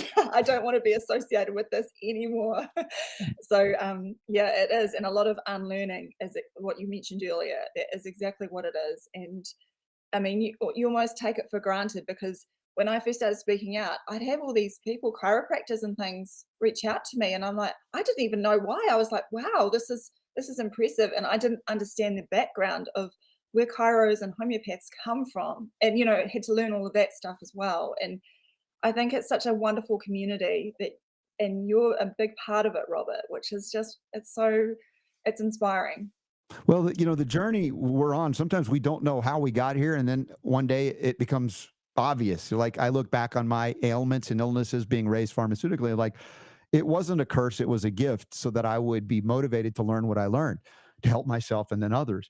And, much like your journey, at whatever moment it is that you see through the illusion, the programming, et cetera, we're given a choice. We can go into cognitive dissonance, take a lot of drugs, and continue on and maybe profit and be welcomed into the community we became accustomed to because of our education, training, whatever. It's the club, right? Or we go, this does not fit me. There's something that does not resonate, and you realize that you will be miserable. As my uncle warned me, if I continue on one moment more in out of integrity, let me just say it that way. And to your credit and to other colleagues that we've welcomed onto this show and are grateful for you, your willingness to speak out. And this isn't about trashing people because we don't like them. This is about hopefully inspiring and uplifting people to do better, to do right. When you know better, you do better. Yeah, exactly. I mean, I kind of my journey in terms of starting in 2020 really, I had a small YouTube channel and it blew up, and I didn't plan that to happen. It kind of just did, and found a book called Virus Mania, which was pivotal for me in understanding that germs don't cause disease and that there are no such thing as viruses. I'd never even considered that as a possibility, and started making my YouTube videos, I could have gone down the path of just making a lot of money on YouTube, actually, if I'd stuck with it. Hmm. And I like, and I know people say that it sounds trite, but it's true for me. I didn't care. The money wasn't important to me. I thought I have to do what's right. And it was a slow kind of, it wasn't like an all overnight thing. It was like a slow kind of waking up to lots of different things and realizing, then having the influence of when you really tap on the door and say, okay, I'm going to test this now. And I didn't see it coming, but I made a video in September 2020 about PCR tests, and in it, I also said that I wouldn't get a vaccine if and when it came about, the coronavirus, at that time vaccine. And then I really had the pushback and had it from the medical authorities with my license came after me. I got told not to come into a job that I'd had for 12 years. I was a TV show presenter. I had a phone call from the lawyer telling me to take down my video, and then they sacked me. And then smear pieces, and by big, corporates like the AFP, they did a big fact check article. I didn't even know, like you walk into it sort of blindly thinking, oh yeah, this is, Yeah. you're sort of a bit naive. Well, I was naive as to what No, would happen. it's true. And I've been doing this in broadcast media for 25 years, and I point out that if you are a physician and you, let's say, fill in the blank, let's say you ask a question about a vaccine, its safety or efficacy, they will target you for elimination if they can. They don't want to address the issues that you bring up that are legitimate. This is how the last name of Andrew Wakefield became a verb, to be Wakefielded, right? Well, how dare he, point out what he pointed out, which he actually never said the vaccine caused the autism. He said, hey, there's some strange stuff going on here we need to look at. That was enough. Shut her down. And so there's a big wake up to realize that it isn't a theory of conspiracy. It's the way they do business to eliminate competition. Again, coming back to Flexner Report, I go back to 1847 with the dawning of the American Medical Association, 3 years after the American Institute of Homeopathy here in the United States, that started this path of how are we going to eliminate competition to this emerging field of patent petrochemical medicine, for instance. And I believe there's a place for allopathic medicine. I've never said there isn't, but in a form of freedom where we have the ability as physicians of all kinds to come together, discuss, debate, even argue, push the science to its limits and say, hey, what's working here? As opposed to in a monopoly, you're allowed to look at this, but nothing outside this box or else you will not be funded, which is another big part of how they control the narrative. Absolutely. And I think decentralization is key, like in terms of, like you say, you can't have that's what they have, is a monopoly on it. And when you're in the medical system, I it's honestly like you're driving in a car and you can't turn left, but you don't realize you can't turn left until you start turning left, and then you're like, oh my gosh, this is. And I mean, all my friends used to be doctors, because that's what you do. Your friends, you go to medical school, your families grow up together, all this kind of stuff, and then you are completely ostracized. And I'm grateful because it actually showed me. It was a great revelation of going, actually, these aren't the right people for me. These aren't my people. And then you find your new tribe. And I honestly, I'm grateful every day for that. Yeah, now you're hanging out with the radical riffraff and loving it. The Wayne's World. Yeah, the Wayne's World crew here in Talk Media, Health Talk Media. What are the things, Dr. Sam Bailey, changed for you as far as family? You mentioned the friends, the peer group, right? We're all physicians now. Suddenly, you've got a whole other group, but seemingly probably more heart connections and integrity as opposed to a superficial belief in a cult-like devotion to certain dogma, which as you even mentioned, interesting that you became more spiritually oriented, a real shift as well. Definitely. Yeah, it's so funny. I can't even, like you mentioned, you can look back and go, oh yes, that's how it happened. And I can sort of see those little seeds that were starting, but it took time to fully consciously become aware of what was going on. But I think, oh man, so many things. I mean, we live on a farm now, like a wee 10-acre block. We've got our own animals and we grow our own food. We homeschool our kids. We were living in the city. We were, working in jobs. We had nannies looking after our kids. This is when they were younger, going to preschool, like all this stuff. You think, I never do it now, but at the time I thought that was all right. You're living on their schedule, like the 8 to 5 kind of working, you're traveling in rush hour traffic. We don't do any of that stuff now. We have our own water, our reverse osmosis. This is a big thing we're into, is making sure you source the best water, Yes. growing your own food or getting the best organic food. Naughty RFK Right. I know. Junior for what he does. That's terrible. No. I I I And I oh, remember sorry. Dr. Sam going to New Zealand, visiting primarily the South Island, touring it in the early 1990s. It was quite an adventure, but I was all organic as of 1990 in my life back here because it was part of my journey back to health. And I'm like, I had struggle finding organic food at that time in New Zealand. I'm sure it's changed since then, like many places. But to speak about organic food, meaning it matters to health, easy to discard, denigrate. Even this article against attacking RFK Jr. is like, there's no evidence that pesticides are problematic. I'm like, what? Where are these people living? How do they live in such dissonance? I mean, still, I have to have compassion to realize in my life, I didn't know it always. There was a certain point that I woke up and saw it. So I try to remember that when, you talk to somebody who's not aware of it, to try and encourage them rather than beat them into submission like they've done to us or attempted to. Definitely, yeah, and yeah, I know you're right. New Zealand was actually, and I used to go to the supermarket. I mean, this is how brainwashed I was. I'd be like looking at the organic food section, going, "Why would you need that? Like, what's the point of it?" And not having the faintest idea. And you think you know it. That's I feel kind of ashamed about, is that of the pride of realizing how much you don't know. And I always reflect back now when I'm hearing new ideas for the first time, I'm thinking I'm really open to it because I know what it's like to be completely hoodwinked Mhm. about what it is to be healthy. And now I'm very open minded to what I hear, and just think, well, I'm gonna look into it myself. I think that was possibly the biggest thing. That my husband Mark was also a medical doctor, and Mm, I'm so lucky because he's like my canary in the coal mine, yeah. and he woke up first and helped Wow. me. I And didn't know. I was going to ask because a lot of times family can break up over things like this. yes, yeah, no, Mark is like my soulmate. We're like best mates, and we just hang out constantly. We would just hang out together all the time if we could. We pretty much do. But he's very good. Like in 2020, he found Virus Mania, this book, and he sat me down and he'd read me passages, and then he said to me, "Sam, look, I don't want to. You're going to think I'm crazy."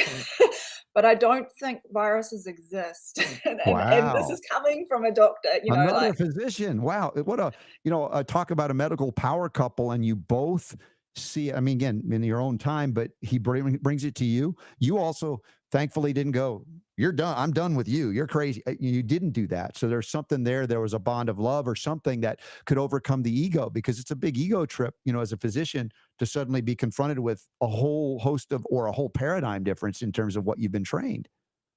definitely. And it was major. Like, I mean, I love Mark so dearly and I respect him. And I knew that he wouldn't say something like that unless there was a lot of work behind it. He's a genius. He's very smart. And I thought, okay, I'm gonna. But and like you say, your ego does come to the front. Like, I remember going, well, what about antibodies? Explain that. What about the immune system? And I didn't get mad with him, but I'm like, well, you need to explain all these things first. And bless him, he just like patiently would go, just Sam, we just need to go into this. We need to research it.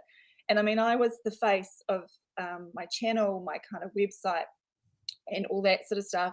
And Mark really didn't want to be, pushed to the front. He wanted it about me because people seem to know me. And then I had a child. In 2020, I decided, I thought Bill Gates doesn't want more people, so I'm going to have another child.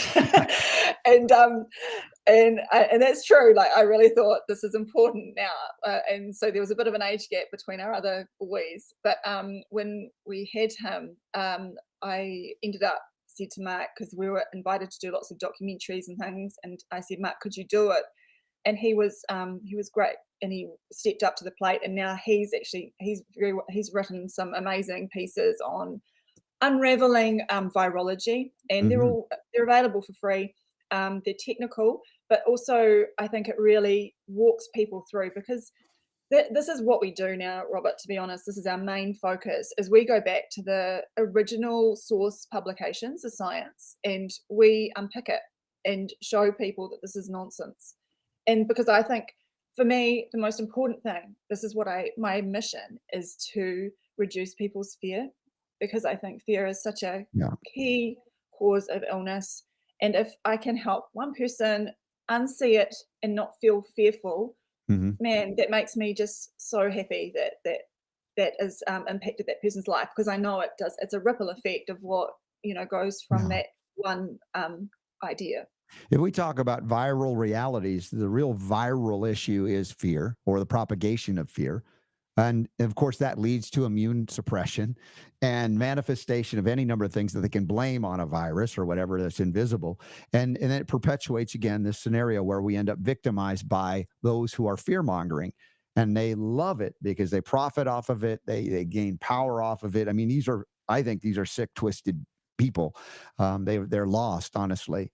That doesn't alleviate them from responsibility for their actions, but also I recommend that they repent of their actions and been sincerely live their lives differently to make up for it, as we all hopefully do here in this audience. I know that's accepted, understood, and people are appreciative of it, including your journey here. And Mark, I have to have Mark on the show eventually, if you don't mind, Yeah, and get him on. you should. He's brilliant, and he's very, yeah. No, please, he'd love to.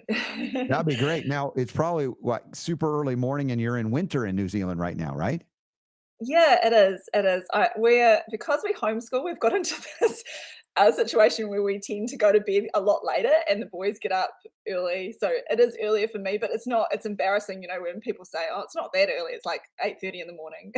So Well, I good. can't I'm complain. glad it's not as early as 6 or 4 in the morning. We've done interviews with folks live from New Zealand, especially with all the things that were happening near the Capitol, the protests.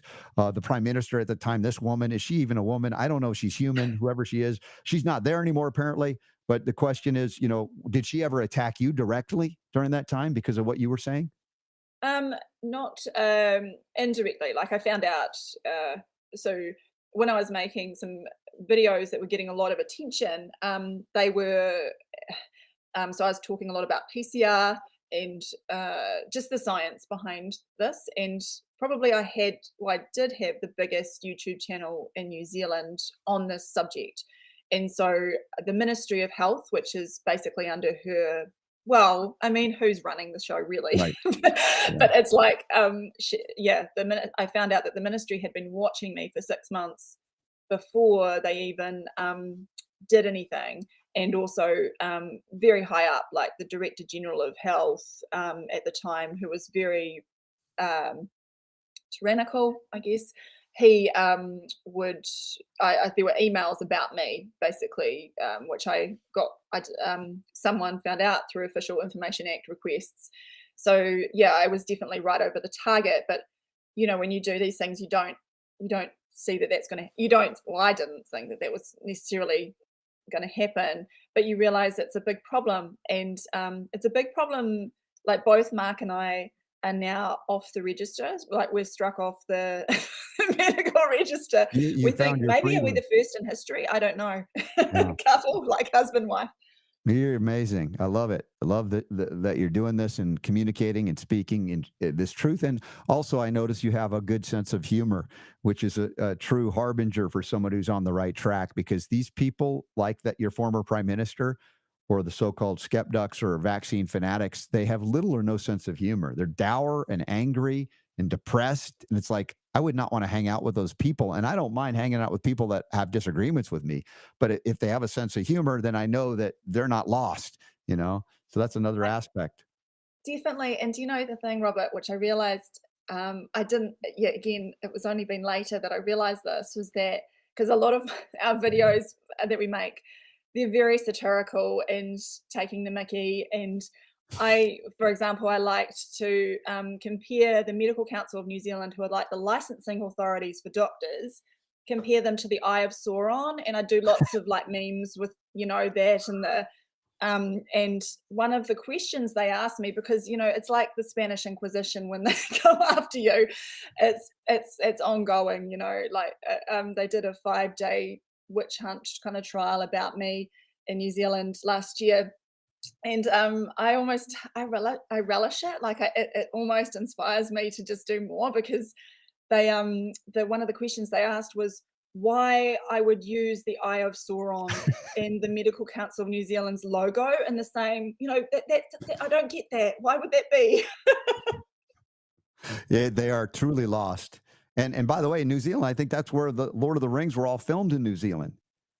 So Yeah, you actually have the Eye of yeah. somewhere down there, somewhere down there.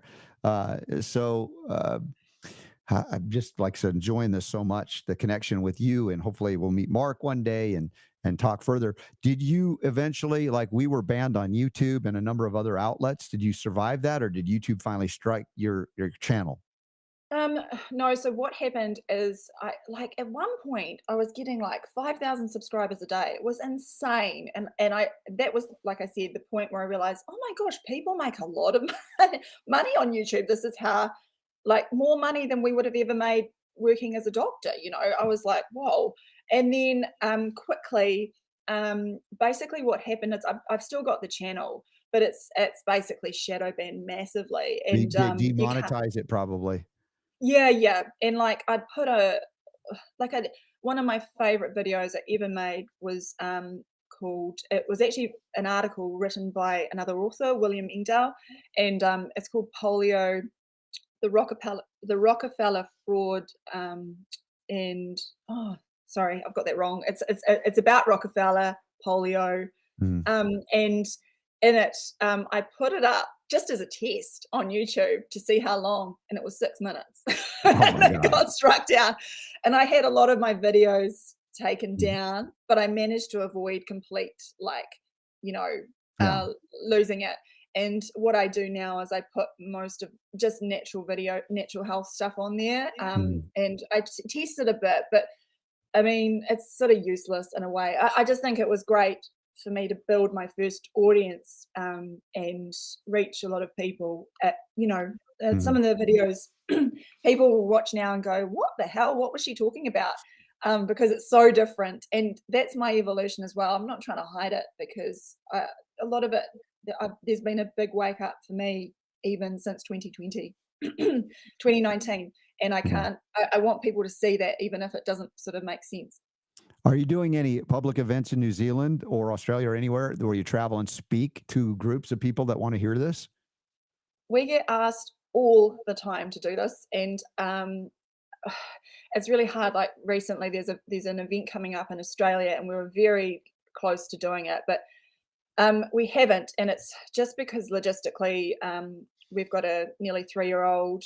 We run a farm. We do our online work. We work a lot. Actually, we do work hard, and it just I prioritize the family, and I'd like to be able to do those things, but it's just also it would mean we go as a family, and it's hard to do those sorts Sure. of events with a family of 5. So yeah, we haven't, and I'm the thing that disappoints me the most is I really want to. I know lots of people around the world, and they're such wonderful souls, and I just want to meet them face to face. That's a big thing for me, but that's what I miss the most. Not being able to do that. Yeah, I get it. All right. Well, we have the links in the show notes today, y'all. Or if you're just tuning in, this is Dr. Sam Bailey joining us live from New Zealand. If you're catching it live, for us, it's Friday, July 26th. I think for you, Sam, it's already Saturday, the 27th. So I'm going to get future reports. I always love it when I talk to folks in New Zealand and Australia, because they know the future before we get there.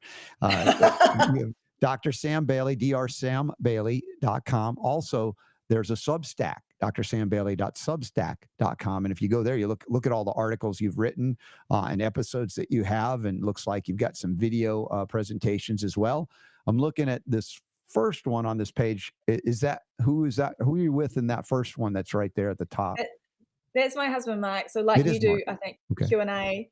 Yeah, Mark, he's my husband, and we do for members on our website, we do twice monthly Q&A, and we get Mhm. the most amazing questions. It blows me away. I think one of the criticisms I got from the medical council was that my audience is not health literate, and I need to improve their literacy with germ theory, and I must have no insight.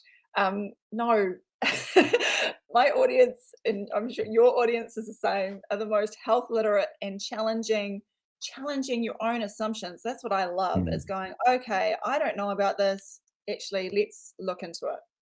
Yeah. Well, I love what you're doing. I see exploding the Spanish flu myth. These are things I've been broadcasting about for decades now, and it's so wonderful. I'm not the only one, and there are more of us waking up. And listen, I'm not opposed to engaging people who disagree with me or you. And I think in the spirit of collegiality and intellect, there's good things about engaging in that. Yet, interestingly enough, of all things that happened during COVID, you had these so-called authorities or authoritarians, and in reality, arguing that the ask questions was somehow anti-science. That was astonishing to me, even to this day, that they thought they could get away with that.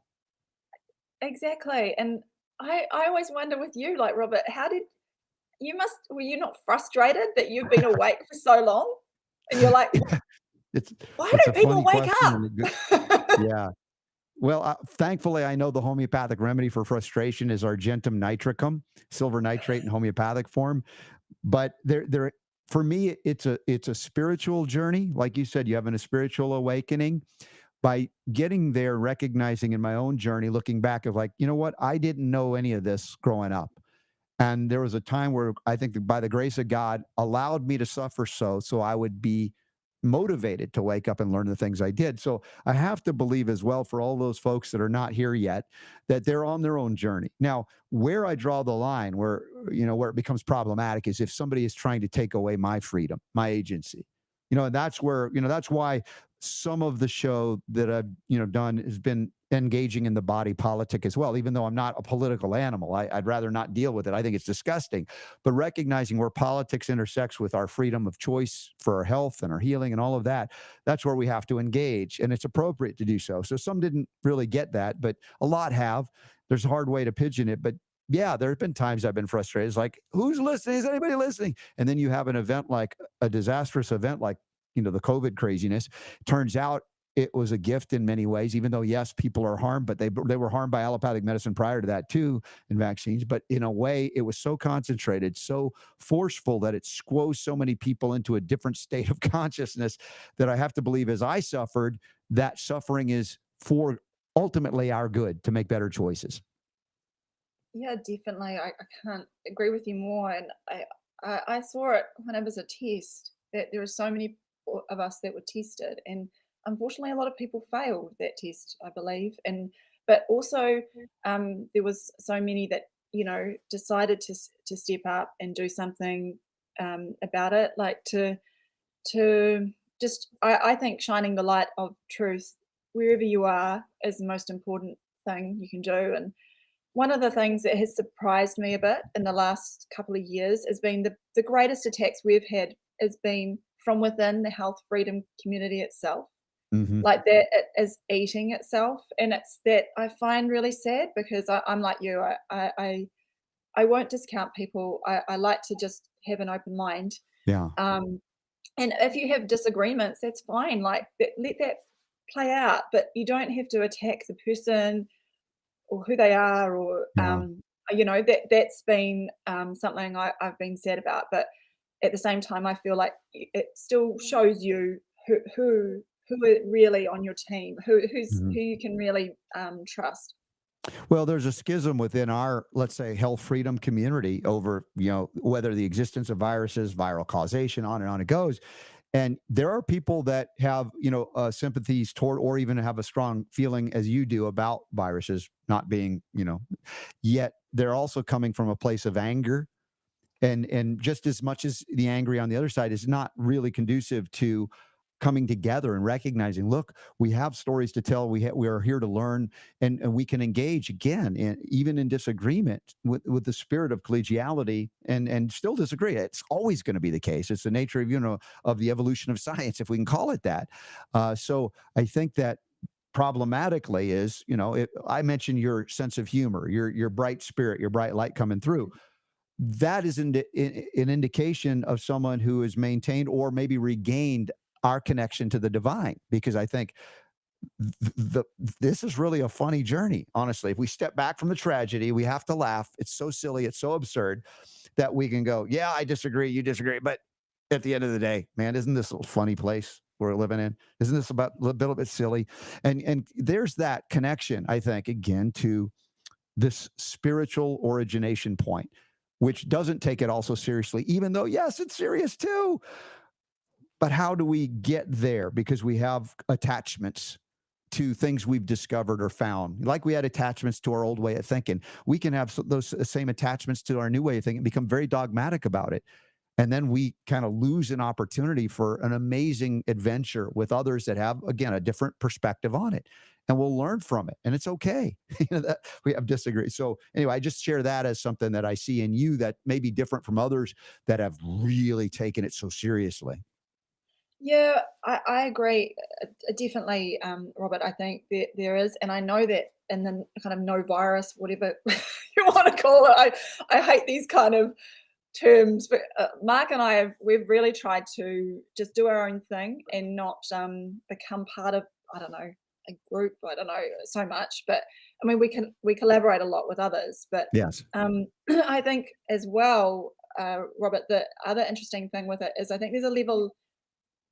Yeah, in personality types, it becomes a bit paranoid. Some Mm, of the I just think people that tend to be able to put things together can yeah. sometimes tend towards paranoia, and I think it's also being wary that one of the best pieces of advice I got from was someone who'd been doing this for a long time said, Sam, there are all kinds of crazy out there.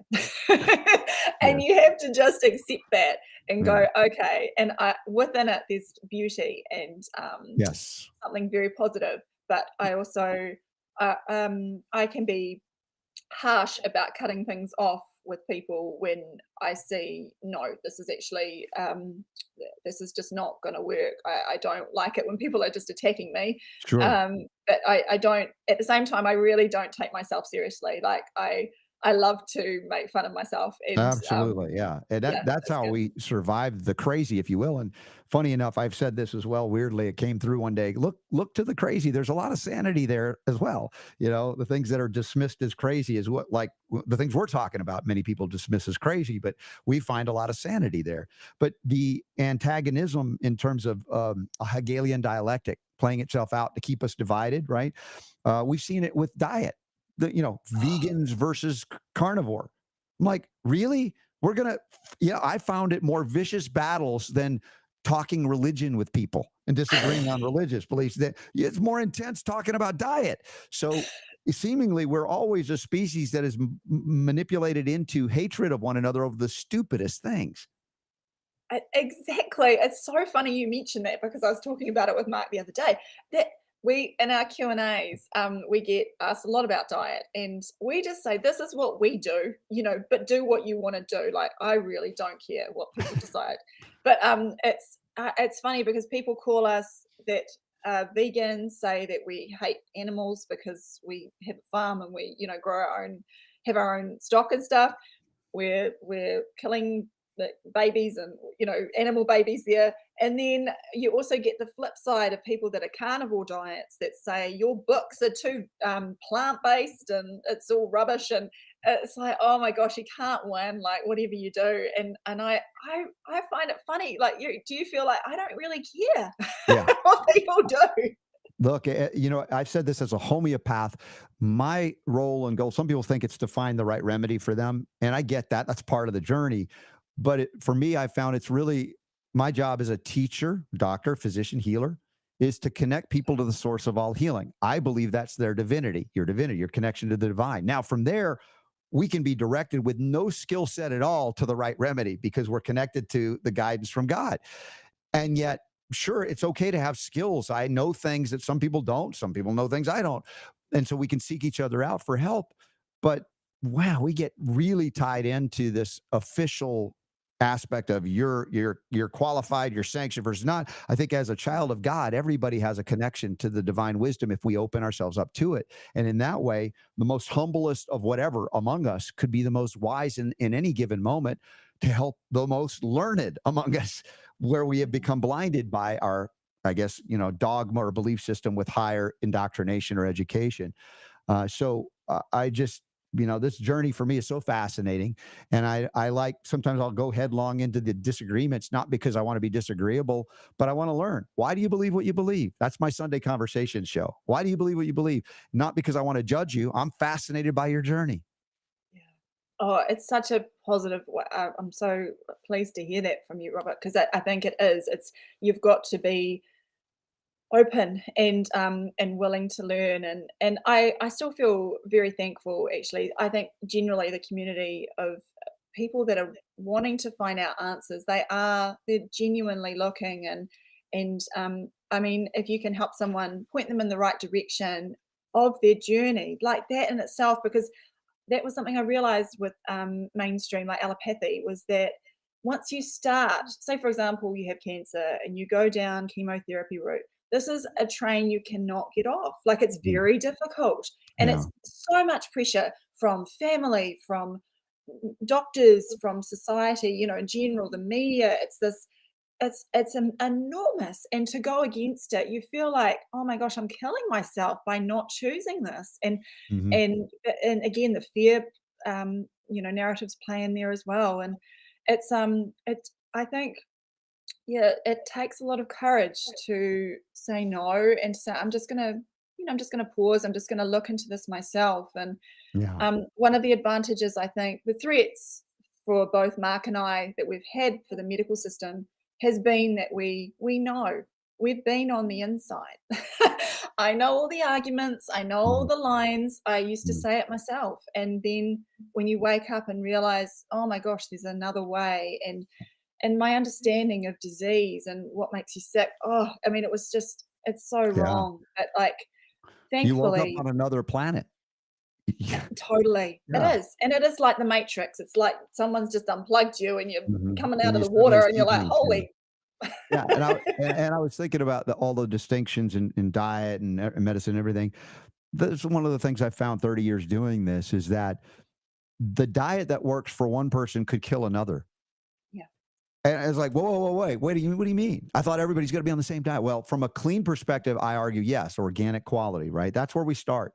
But whether you need meat or don't need meat, again, this is a individual thing, and it also can shift over your lifetime.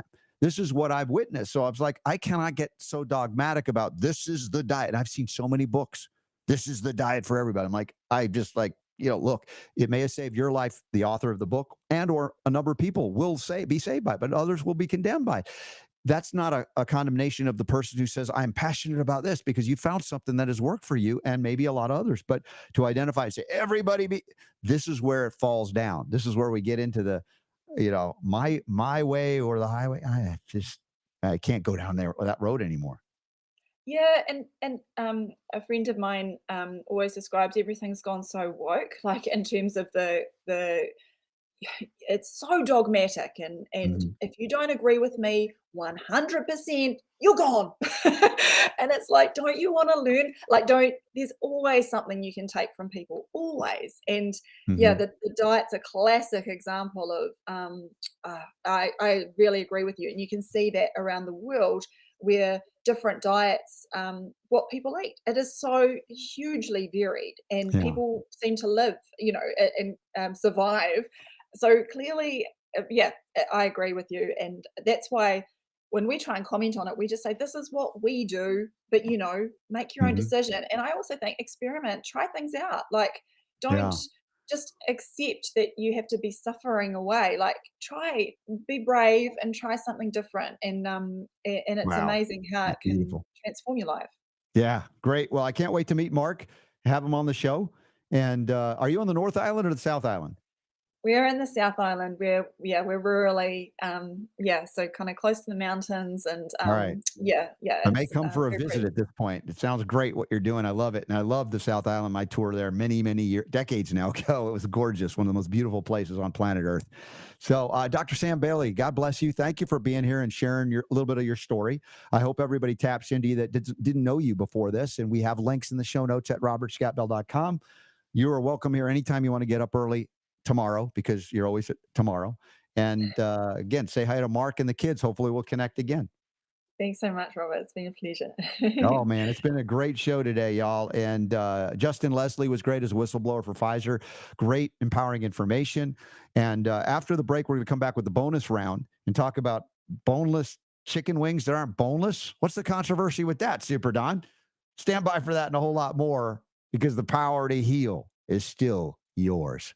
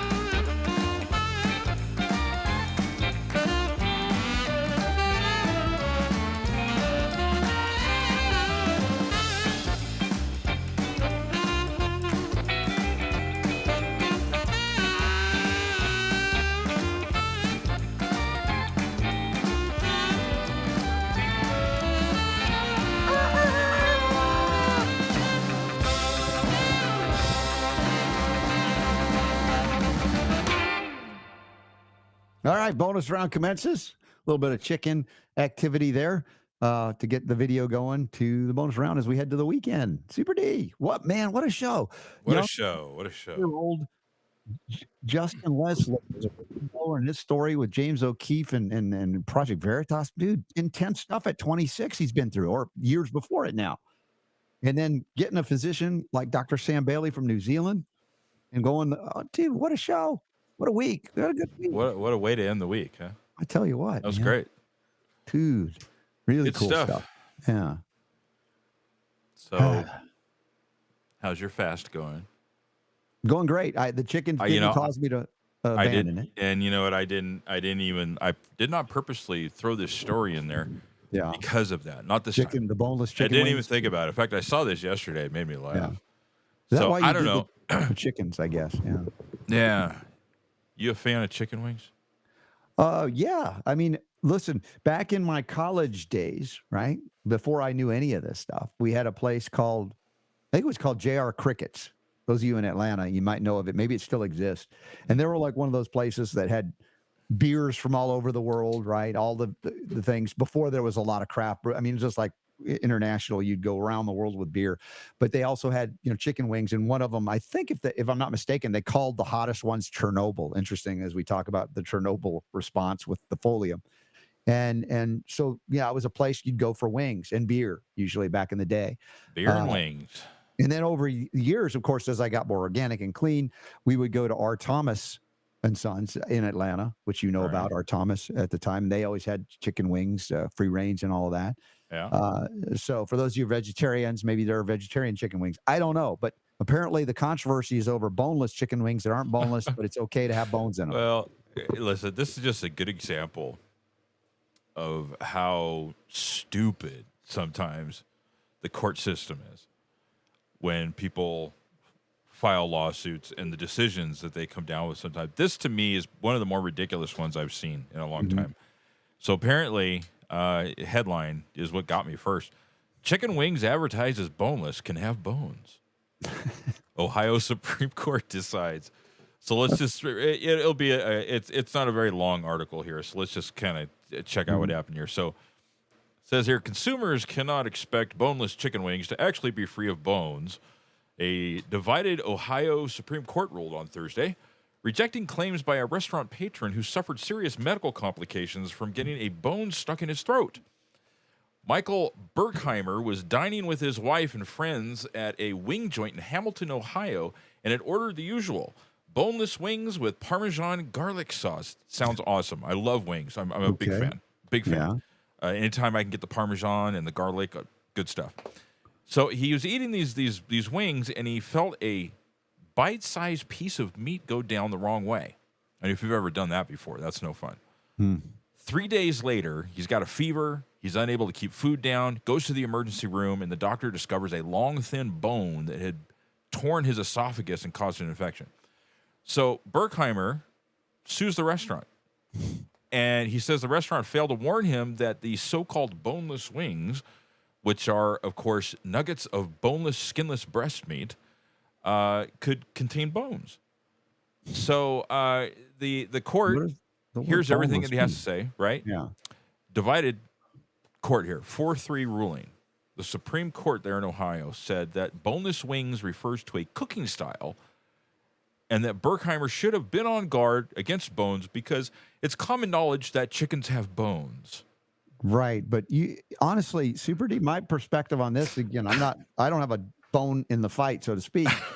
But when you say something's boneless, I think it's pretty clear what you're trying to You would communicate. think so, right? You would think so. It's not a style of cooking. You're cooking it boneless, but there's bones in it. That makes no sense. Let's check out with Justice Joseph T. Dieters, who wrote for the majority in this ruling.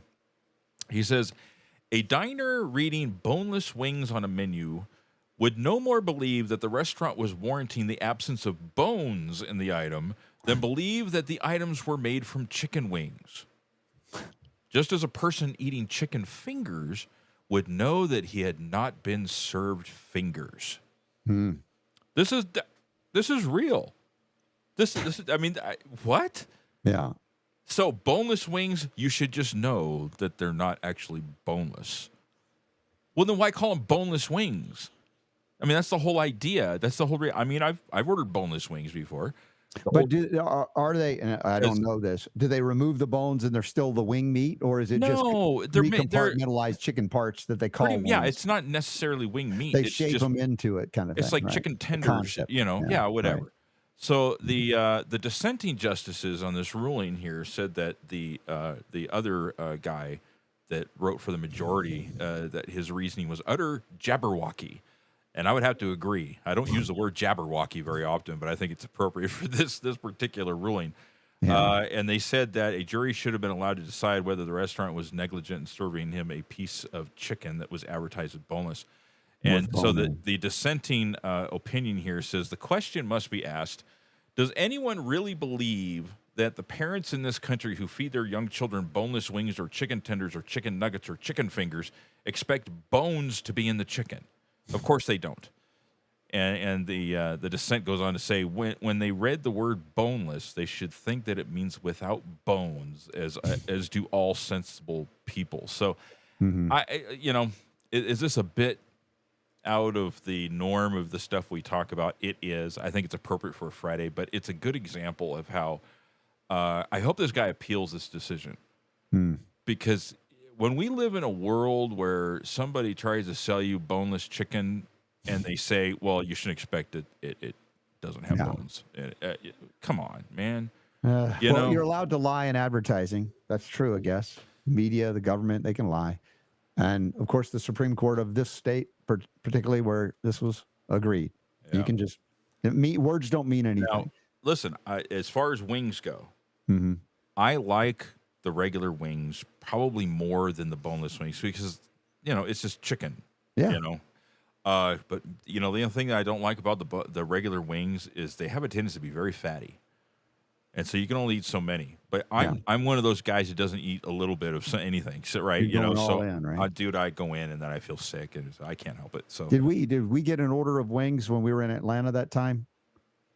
Brendan, the Truth Bearer, brought me some dinner from lunch or whatever it was. Wings, no. He didn't bring wings. Okay. He didn't bring me dinner. He brought you dinner. He should have brought you something. He didn't bring me anything. Not cool. No, I didn't. I'll I didn't call get Brendan the special. Vera wherever he is. He's in the Philippines. I didn't get the special. Dude, it'd be cool to get him back on again, just see what he's up to.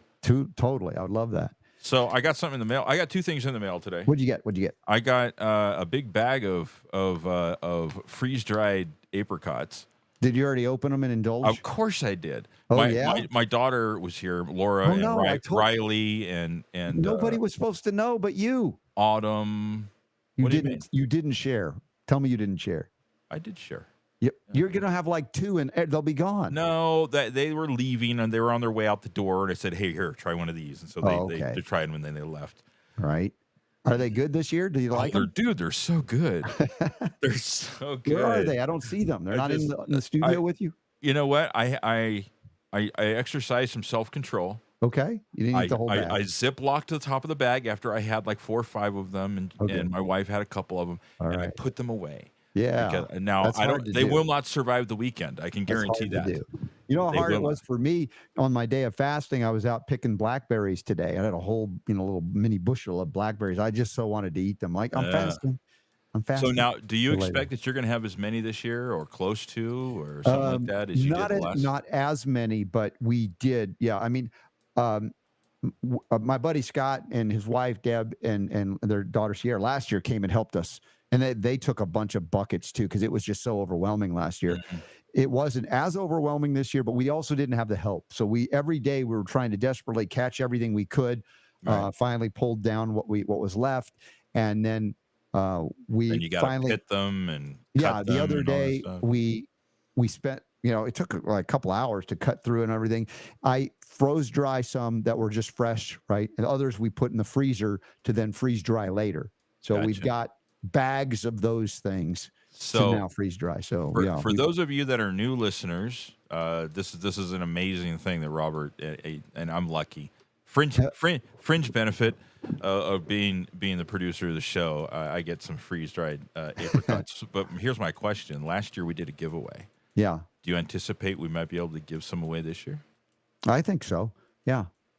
For those of you that won last year, your job is to let other people know how awesome they are, because I know everybody loved those things. They're like organic crack. They're candy. They're pure candy. Oh, and you eat one, you can't put them down. Nothing artificial at all. It's just a freeze dried, so good, delicious, sweet apricot. Yeah. I think maybe I could give away a bag to maybe not as many this year as you did last year, because you had just like an overabundance last year. But the winner of the winner or the runner up of the contest we're running for you. Oh, right, the CanJest contest. Talk about something that make it taste good. In fact, I was thinking. Now this is a weird thought actually when I was doing it, because at the bottom of your bag you'll find dust. Mm-hmm. But it's apricot dust. The dried. I actually did it in the line and snorted it. Right, exactly. Yeah. But I'm thinking, I wonder if you could mix apricot dust into CanJest, if that would make it delicious. That's my suggestion. I don't know if I'll win, but there you go. Just a thought. Nice. Blend it up. Yeah. So thank you for that. Second thing I got in the mail today, I'm really excited, is I got my magic tea. Oh yes, this is Palo Azul. This stuff turns your tea blue, iridescent blue. It's a super antioxidant blend. It's anti-inflammatory. It's a cool thing. I learned about it when I went to the what was the event? Palco, the distributor show at that event, and I was like intrigued by that. And anyway, that's cool. They sent you some. 100% organic. Yeah. Apparently, this was a traditional remedy that was used over 500 years ago. Central America, Mexico, Central America. Yes. Yeah. And it promotes kidney, liver, urinary tract function. It's anti-inflammatory, antioxidant. It's alkaline. It's full of polyphenols. It's no caffeine. No caffeine. Yeah, and it turns this really cool iridescent blue. Yeah. When the sunlight hits it just right. Yeah, it's awesome. So anyway, I've got this. I'm going to try this. Mm-hmm. I'm really looking forward to it. But it's also something that you guys can get, and we've got a discount. You want to drop it into the chat room for everybody? You want to try it here? I'll show it to you right here on the look screen. At that, 20% off. So yeah, with the promo code RSB, if you go to Magic Tea, and it's MAGIKTEA, magictea.com, put in the promo code RSB and you get 20% off. It's very reasonably priced. I mean, I think with the discount, it's like, a little goes a long way too. It's like $12, and you can get it one of two different ways. You can get it either they give you the actual bark, and you put the bark in the boiling water, and then you strain it and you pour it out, or you can get the tea bags, which is what I opted Oh, for. they ground it into the bags. Okay. Into the tea bags. And so Nice. I'm gonna check this out. Maybe take a little video of my iridescent blue. It just looks so cool. All right, guys. Well, you can get it for 20% off. Use the code RSB, magictea.com, magiktea.com. See if I can write that into the chat room. Let's see how I can do that. So it's not a www. It's just magictea.com, magiktea.com, RSB. TEA? Did I say it? Not do magic ta. Oh, yeah. No, I said it differently than I typed. I typed it right. All RSB discount code, not ode, code for 20% off. There you go. Let me see if that works. Yeah, it worked. I think it worked. All right. I'm going to put it in our chat room too at robertscottbell.com/live. See if I can make that happen. Copying that, dropping that over. Dude, yeah, cool show today. I have to say, that was fun. Sam Bailey was amazing. What a journey. Yep. What a transfer. And the fact that her husband was like even a little bit before her, and that they stayed together as a family, and they said, we're out of here. Struck off from the register of doctors, even though they're still doctors, and then let's go to the South Island and have a place to grow our own food. And I mean, that's the thing. People are getting the message all over the world what we got to do now. Yeah, that was cool. That was cool. We'll definitely have to get her back on again. And it was interesting too. You had me open the show again philosophically about, I don't know, there's some theme here going. You must like that, but about our elders, appreciating our elders, and then we bring on Generation Z, a Zoomer, at that time, who actually took what I was presenting really beautifully and let's say wove it into a presentation, about something somewhat different. As far as his discovery as a whistleblower and his journey is that had not easy to do. What a bright young man. And I don't know. I mean, dude, he's got,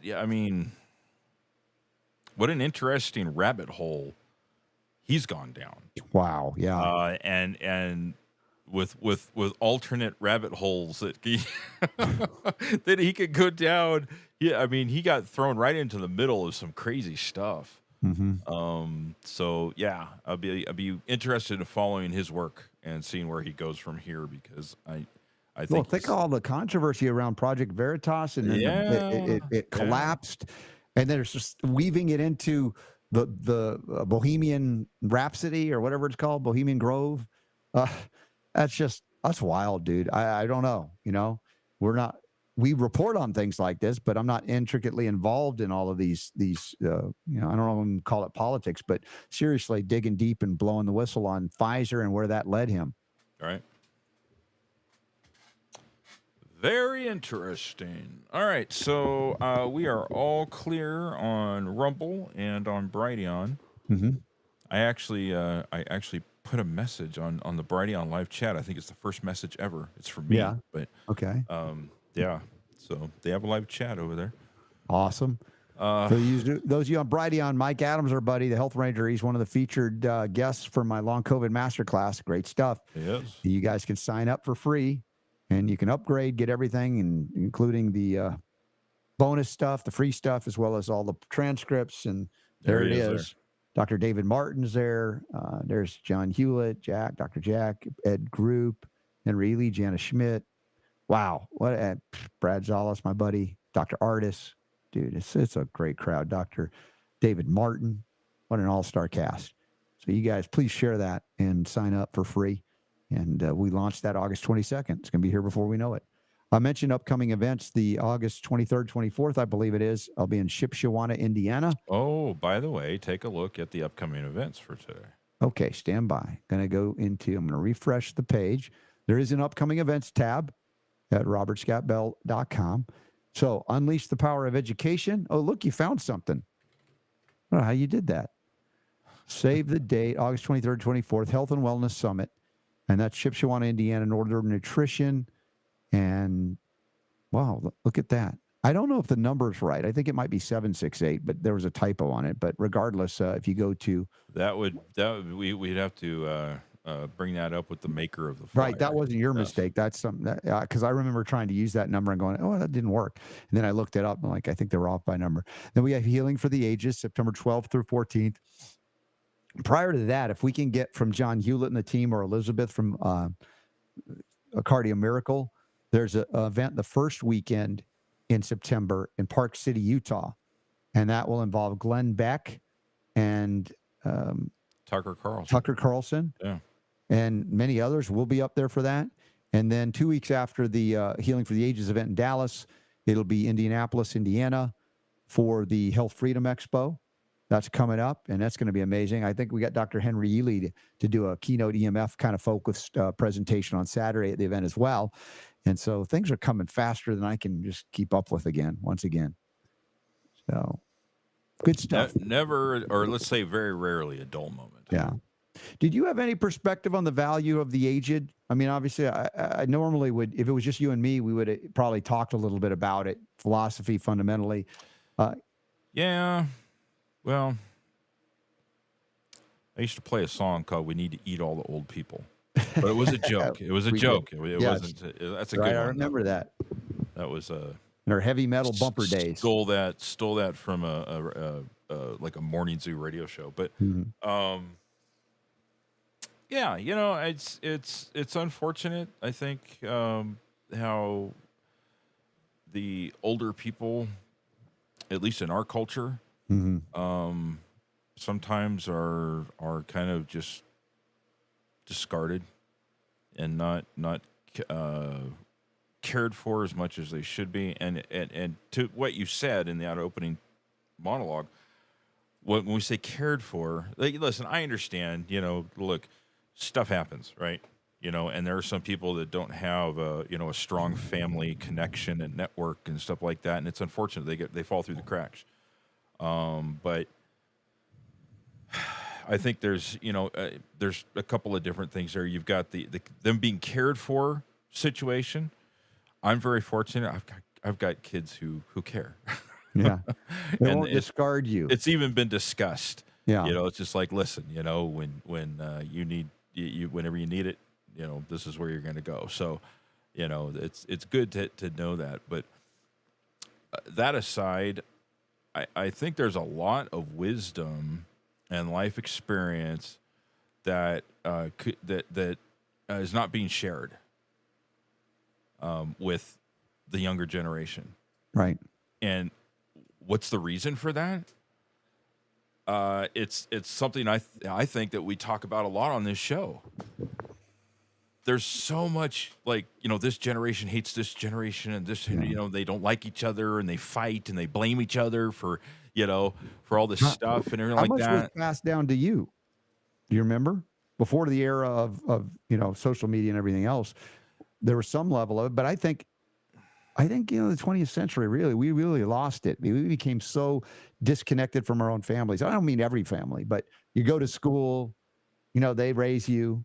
Maybe you talk about stuff, maybe not. And, we've altered consciousness and beliefs about everything because of that. So it has a lot to do with the strength of the family unit that, and in my particular case, it wasn't great. It wasn't, I had a very strained relationship in my family. And now looking at it in hindsight, as I've grown up, my parents are no longer around. There are times when I think about it and I do have regrets, that I was not able and there were situations where, people did not look at it from the right perspective and didn't get over the stuff that really didn't matter. Because, there are things that I, and not to sit here and do a poor Super Don, thing here. I'm not taking it that way. Yeah, but it's like one thing that I learned is that once they're gone, and all of those the stories and the things that you could have asked them and found out about, stuff like that, when they're gone, they're gone. That's why taking the time to learn about what your parents and their parents, if they're still around, what it inspired me to do, and I've talked with my wife about this, is what we're going to do is, it's interesting you bring this up because I'd kind of forgotten about this, but we talked about sitting down and recording our history. And, with the technology the way it is, we could sit down and we could record ourselves talking about our childhood, the things that happened when we grew up, the memories that we have and all that kind of stuff like that. And you could stick that stuff on a thumb drive and you can drop it into a safety deposit box or something like that. So that when the time comes later on, when I punch my ticket and I'm no longer here, that isn't gone. Right. And that's something that my kids and my grandkids and stuff like that, they can have that because I don't have that. I don't, and I wish I did. I wish I had a relationship good enough with my parents that I could have asked my dad, hey, Those questions, yeah. what was your childhood like? Yeah. What did you do? What, Right. And all those kinds of things where fortunately I do have some pictures and stuff like that. My dad was very big into genealogy. So I have some information on ancestry and stuff like that. But it's those questions, those like, that might seem like silly questions to one person, to you. You might want to know, those Well, things. What did they? I'm What was your encouraging- favorite? What was your favorite class in high school? Right. What was your girlfriend's name? Just those little things. I'm encouraging your kids, if they ever watch or listen to the show, I know at least one of them does, to ask questions of dad like that. Yeah. While you're still here, right? That's the point. It's nice to be able to provide that to them for later, but while you're still here, engage them, ask questions. That was the one thing that something in me always was curious. So I would ask those questions and I'd learn a little bit. And yet there's always more, you never can get it all because that's their journey too. But to have some insights into it and the wisdom of what they've learned, why do they believe what they believe? I like that with our Sunday conversations. It's a bit about that. Why do you believe what you believe? What was your journey? How did you come to that conclusion? What happened? And wow, I think we're all better from learning, even if we have wildly different experiences. The fact is, man, you will see how amazing this planet is as much as we can go, man, this planet is, and the people suck. There's that too, but there's a bigger picture that's really more positive as far as our journey to try and get us to, I think, a better place. That's my philosophy, as you know. So Right. I saw the Truth Barrier, Celia Farber put something out from Bobby Kennedy. I think I said something else to you from another Substack about the HHS Secretary Becerra issued a PrEP Act declaration for bird flu, allowing the FDA commissioner to issue another emergency use authorization for bird flu vaccines with no liability. So once again, they're not even pretending to go through studies to determine safety or efficacy. Everything is an emergency. Everything's a PrEP hold Act on. Before anyway. and here's the question. I know we asked this. This has come up more than once on this show. Yeah. In order to get an emergency use authorization for something, doesn't there have to be an emergency declaration first? I mean, That's what we thought, but I think sounds logically. they've maneuvered around that to such a degree that I don't put anything past them. So now it doesn't have to be an emergency now, but a potential possible emergency later on down the road. Mm-hmm. Yeah, I don't know. That seems weird. So maybe we can touch on that next week. Yeah. Well, and Bobby Kennedy, give him props for pointing this out. I wish Trump would, I'd hear more from Trump on this. That's a deficit for sure. Makes you kind of wonder, based on some of the stuff we've heard, and you had that call that was leaked by RFK Jr.'s son, Mm-hmm. and trying to create controversy. Yeah, Makes you wonder that if Trump ended up in the White House, whether RFK Jr. would have a seat at the table. Kind of makes you think maybe this time around that might be a reality. Well, here's the question: if you're appointed to a high-level cabinet position, or maybe like heading Health and Human Services, don't those things have to go through the Senate for confirmation? I mean, there are certain things that you wonder if, knowing what Bobby Kennedy knows and knowing all the people that are bought and sold in Congress, even Republicans, yes, how many of them would approve it if that's the case, to go through an approval process? I mean, they really stand against Bobby Kennedy on some of these issues, right? Even though I think Trump has some sympathies there, but as we've seen, Trump kind of said, all right, I'm going to give that to you anyway. There's a lot we're not privy to, but I just, throw those out there for your consideration.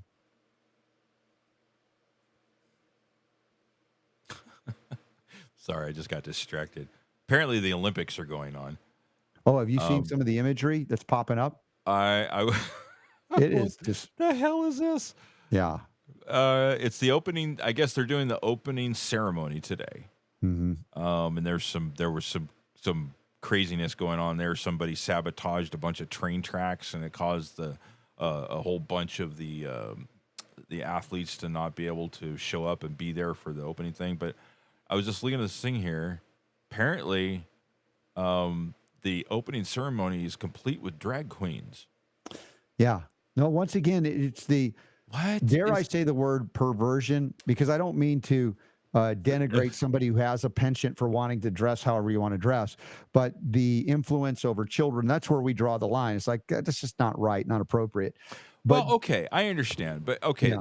that aside, Mhm. what is What's the connection? there's Why? been some drag queen renaissance or something. Right. I What mean, is 'cause that all about? they've been And around for a long time. It's not Mhm. like a brand new thing. Centuries. There've been people that dress up. Whatever. I don't care. Whatever. you want to make that the let's But say some kind of new where standard has or it been? norm? It has become a thing now. I saw another video the other day.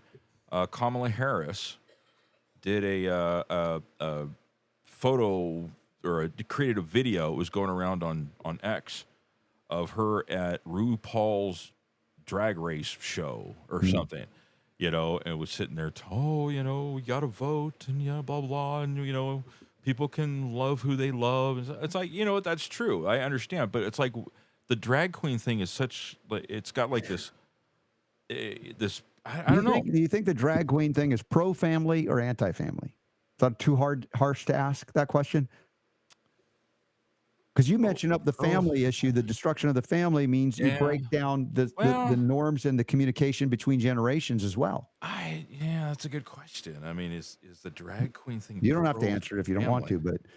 but I just tend to believe that it's part of the intentional destruction of the family for the purposes, again, of controlling young people that don't have any solid foundation to view the world with a value system that says, you know what, men and women are different. And ultimately, yeah, coming together to have children so we have more people that replace us, or, I don't know if I'd always had that perspective, but it's becoming clearer and clearer. And this stuff, as you see the imagery coming through X of the opening ceremony, it's, I would say, bizarre, although they're trying to make it so it's not bizarre. And there was one that I just saw. Do you remember Bill Cooper, who we've never had on the show because he died before I started the show? No, actually, was he still alive then? I interviewed him long before I did this show. He wrote a book called Behold a Pale Horse, coming up biblical prophecy, end time stuff, and they have a pale horse floating across the river. I mean, it's like all of the symbolism, remember the 2012 Olympics in England, the opening ceremony? Was all about a pandemic. The hospitals, the death, the skeletons. It's like, don't tell me that was an accident, right? There, drag queens make history as part of this. Why? Is there really a drag race in the Olympics? It's like, I don't know. I mean, but yeah, I don't know. Are they like, I don't even know. Again, you know what? Here we go. Quantum physics, Newtonian to quantum physics. I've discovered something I still don't really even understand, but I can call something now. I can blame it on something. I can't. The probability. Yeah, I just can't make. I can't make sense of it. Now, also, I saw a video earlier. My wife sent it to me. Snoop Dogg got to carry the torch for the Olympics this year. Really? What is he competing in? What? Nothing. No. I mean, he got to carry the torch. Just he was one of the people. Well, I mean, think about it. What are the drag queens competing in? I mean, it's just people. They're holding the torch too, huh? Yeah, but it was funny because you look at the picture of Snoop Dogg holding it, and it's funny because the torch this year, for some strange reason, kind of looks like a joint. Looks like a doobie. It does. That's funny. And I was expecting him to try and smoke it, but he didn't. Dude. But listen, Michael. So are you gonna watch the Olympics this year? The Summer Olympics are always the cool one. The cool Olympics, look, right? I have an affinity for the swimming. I back in '96 when it was in Atlanta, I got to see some stuff there. As I mentioned before, my wife and I were on the park bench that blew up at 24 hours later. Remember the bomb at the '96 Olympics? Oh yeah. We were on that very bench 24 hours before. and then that happened. But who knows what's going to happen in France? There's already weird stuff going on. It's just become a place where it's more politics rather than enjoying the sportingness of it. I mean, I appreciate excellence in all things, and athletic endeavor is pretty cool. What are you showing on the screen there, Super Well, D? there's supposed to be a Snoop Dogg thing, but of course, an HPV vaccine Commercials commercial was had to up first. play Yeah. first before And we could. propaganda to get your daughters and your sons damaged by that. What is this? Countdown to opening ceremony in Paris. Is this supposedly Snoop Dogg I carrying think so. it? Yeah, there he is. There It you looks see like a that? big doobie. Did they do that just for him? Yeah, apparently. No, everybody's carrying it. Yeah, no, it was. Yeah, he was just one of many. Yeah. Who got to carry the. I was just torch, saying, so. Bolden just showed up in the bonus round. Dude, you missed an amazing show today. From the whistleblower, the 26-year-old Justin Leslie, to Dr. Sam Bailey in New Zealand, live from New Zealand, a physician who woke up and saw the truth as we see it in many ways about medicine and germ theory and all of that out of New Zealand with her husband, Mark, who's also a physician. Just a cool show. And yeah, you go back if you get a chance to watch that or listen to it later as a podcast. That would be great. So, will you be watching the Olympics this year? So the answer is, I don't know. Yeah. I might just. I'll be honest with you. in- Normally, the Summer Olympics, it's something back in the day I used to be really excited about, looking forward to the opening ceremony and stuff like that. Yeah. I had no idea that the Olympics were even going on until like a couple days ago. Mm-hmm. I just completely dropped the ball this year. Right. Yeah, but I love the track and field stuff. That's probably like the number one, but they've got all the other events as well. Yeah, I mean, listen, a whole history. If you've been around enough times to see a number of Olympics, there's some amazing things that you can witness. I haven't been so plugged into it. It's so much discord and politics, and I don't know. I don't want to engage in that, but I do like the athletic endeavor. I do. So we'll see. You know what I don't like about the Winter Olympics? What is it? Curling. Oh, the broom on the ice. It's like I just had I've had a bad experience the last couple of Winter Olympics where it's like I want to see what's going on, and because usually there's like a time difference because it's in some foreign country somewhere else like that. That when you go to turn it on to watch what's going on live, it's curling. It's curling. I can't tell you how many times I turned on the Winter Olympics to watch Olympics, and it was curling. What a boring! It's just. Yeah, you slide the thing, and they're sweeping the ice and stuff. It's like shuffleboard on ice. Our Canadian listeners are not happy with you right now. That's a big thing. What a weird sport. I was thinking of, remember that little football game we'd play on a table? You'd fold up the paper into a triangle, and you'd flip it up. Flick it? No, I'm thinking that would be more exciting than curling. Yeah. I'm now making people of Canada mad. I'm sorry. No, you know what? Lori agrees. That event makes no sense to me. It's really, fast twitch muscle fiber street sweepers, chimney sweepers that do well at that event on ice. You don't even have to wear ice skates. It's like you're like scooting on the ice. Now this year, from what I understand, and I haven't verified, I'm pretty sure, but what I was told is they've brought breakdancing into the Olympics this year. Breakdancing. Now I have to try and check that out because I'm a bit biased on that, on my opinion, because that was a thing that we grew up with. I don't know, you probably weren't into it, but I was. I remember it, of course. Yeah, I was. Well, dude, that's part of our history, the birth of hip hop and rap and stuff, and breakdancing was cool. I was thinking that in the Olympics, if they really did have a drag race, let's say track and field, and you had men in drag having to run. I mean, that would be hilarious.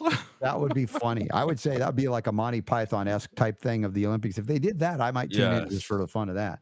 Well, the fishy fish bit had a bit of drag queen action going on. It did. Yeah, it did. Yes. Fishy fish. Yes. All right. If you don't know what I'm talking about, Google it. Yeah. Monty Python fishy fish. Our Sunday conversation, I don't know what we're doing, but you have a backup plan. If nothing else, we've done some together. Yeah. We have. All right. We have. So worst case scenario, we'll find that's an option. Something interesting to talk about for an hour. Okay. And Monday, again, our Zoom AMA for Patreon supporters. If you haven't already looked, if you're already a Patreon supporter, it's there, the link. If you don't have it yet, for some reason, please let me know or let Super Don know so we can make sure you have access to that. But you should be able to log in and see it. But we've already set that up. Just do a search. Do a search on your email for Patreon. The word Patreon. It should come up, even if it goes into your spam. I think does if you search your email, does it include spam in the results? Maybe not. Maybe you have to actually check your spam. Check your folder. spam. Yeah. Lori says, with everything going on, the Olympics just seem less significant. Of course, important to the athletes individually, and I respect their dedication. But you know what? Here's the thing: with everything going on, to your point, Lori. Maybe the Olympics are the answer to maybe some of the the craziness and the anxiety and the frustration that you're feeling. Kind of check out for a little while and watch some cool Olympic events. I mean, it sounds good to me. Very good.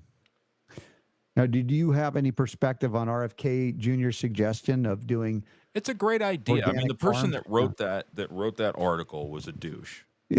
Okay, who obviously did not like RFK Jr. and at every opportunity got to throw in something there negative about him, conspiracy theorist, anti-vaccine, kooky, crazy, whatever. But there was enough good substance in that article that when you read it, it's like it seems kind of like a no-brainer, right? And no, it doesn't. That there's another. It's not linked in the show notes, but you saw another one. I think it was linked at the bottom of that article that somebody else wrote, kind of an op-ed type thing, talking about how it really sounds like he's wanting to send addicts to labor camps. It's like, you dumbass. It's like, I'm sorry, excuse me, but it's just come on. If you're an addict, and probably spoken by somebody who does not understand addiction.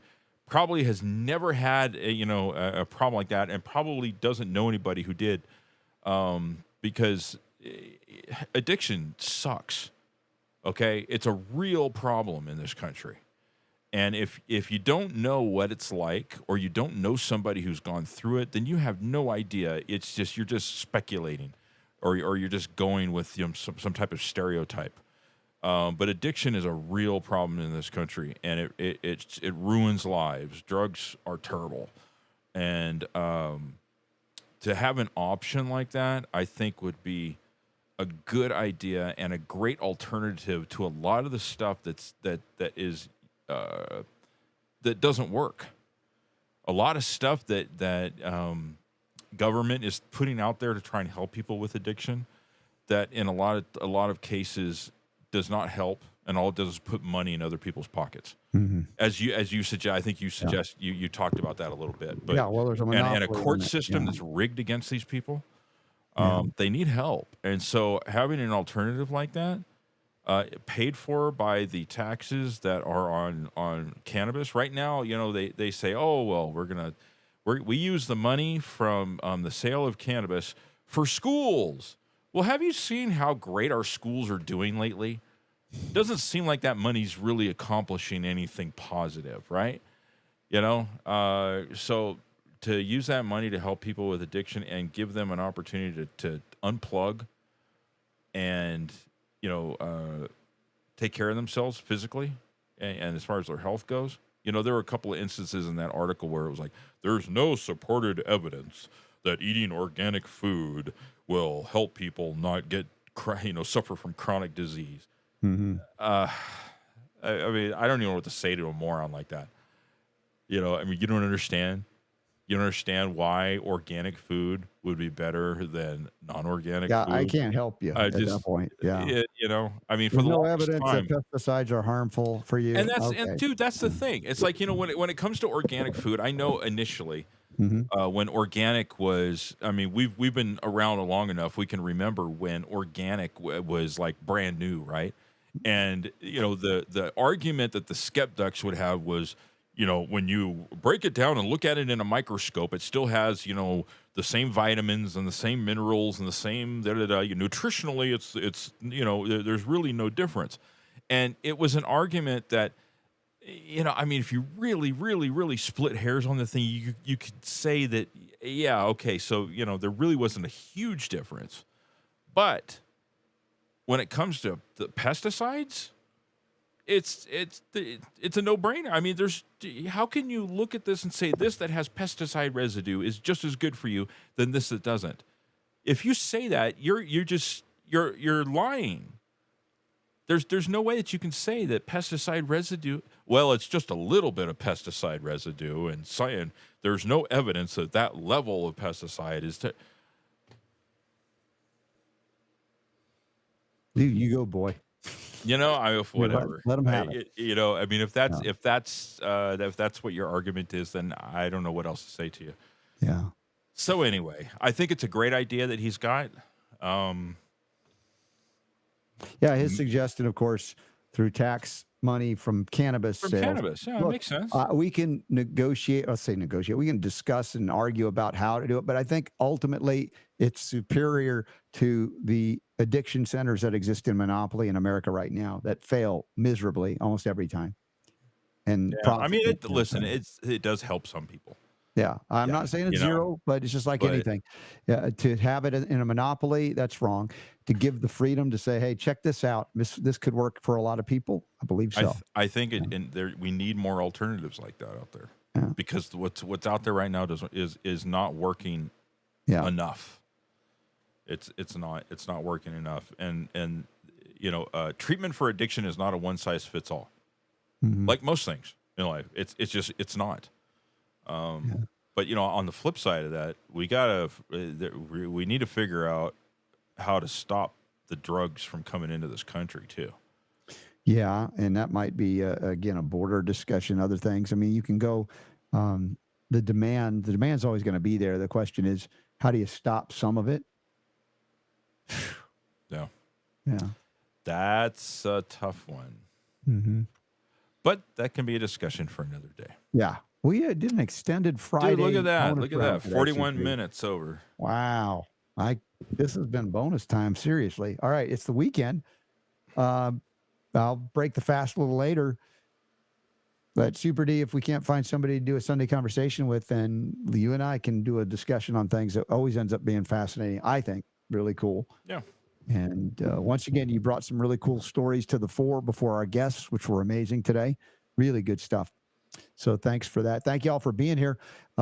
This Monday coming up is the 29th of July, and it is our Zoom AMA day. For those of you who are patron supporters, please plan on joining us live if you can, 7 p.m.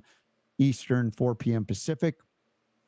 The Long COVID Masterclass coming up, the upcoming events link, all of there. New discounts on the Magic Tea, the blue iridescent tea, which is from Central America and Mexico. Cool stuff, all organic. You can get 20% off of that with the RSB code. Check it all out and take advantage of it. And then we'll see you here on Monday live planning or Sunday conversation of some kind. All right. Sounds good. Have a good weekend.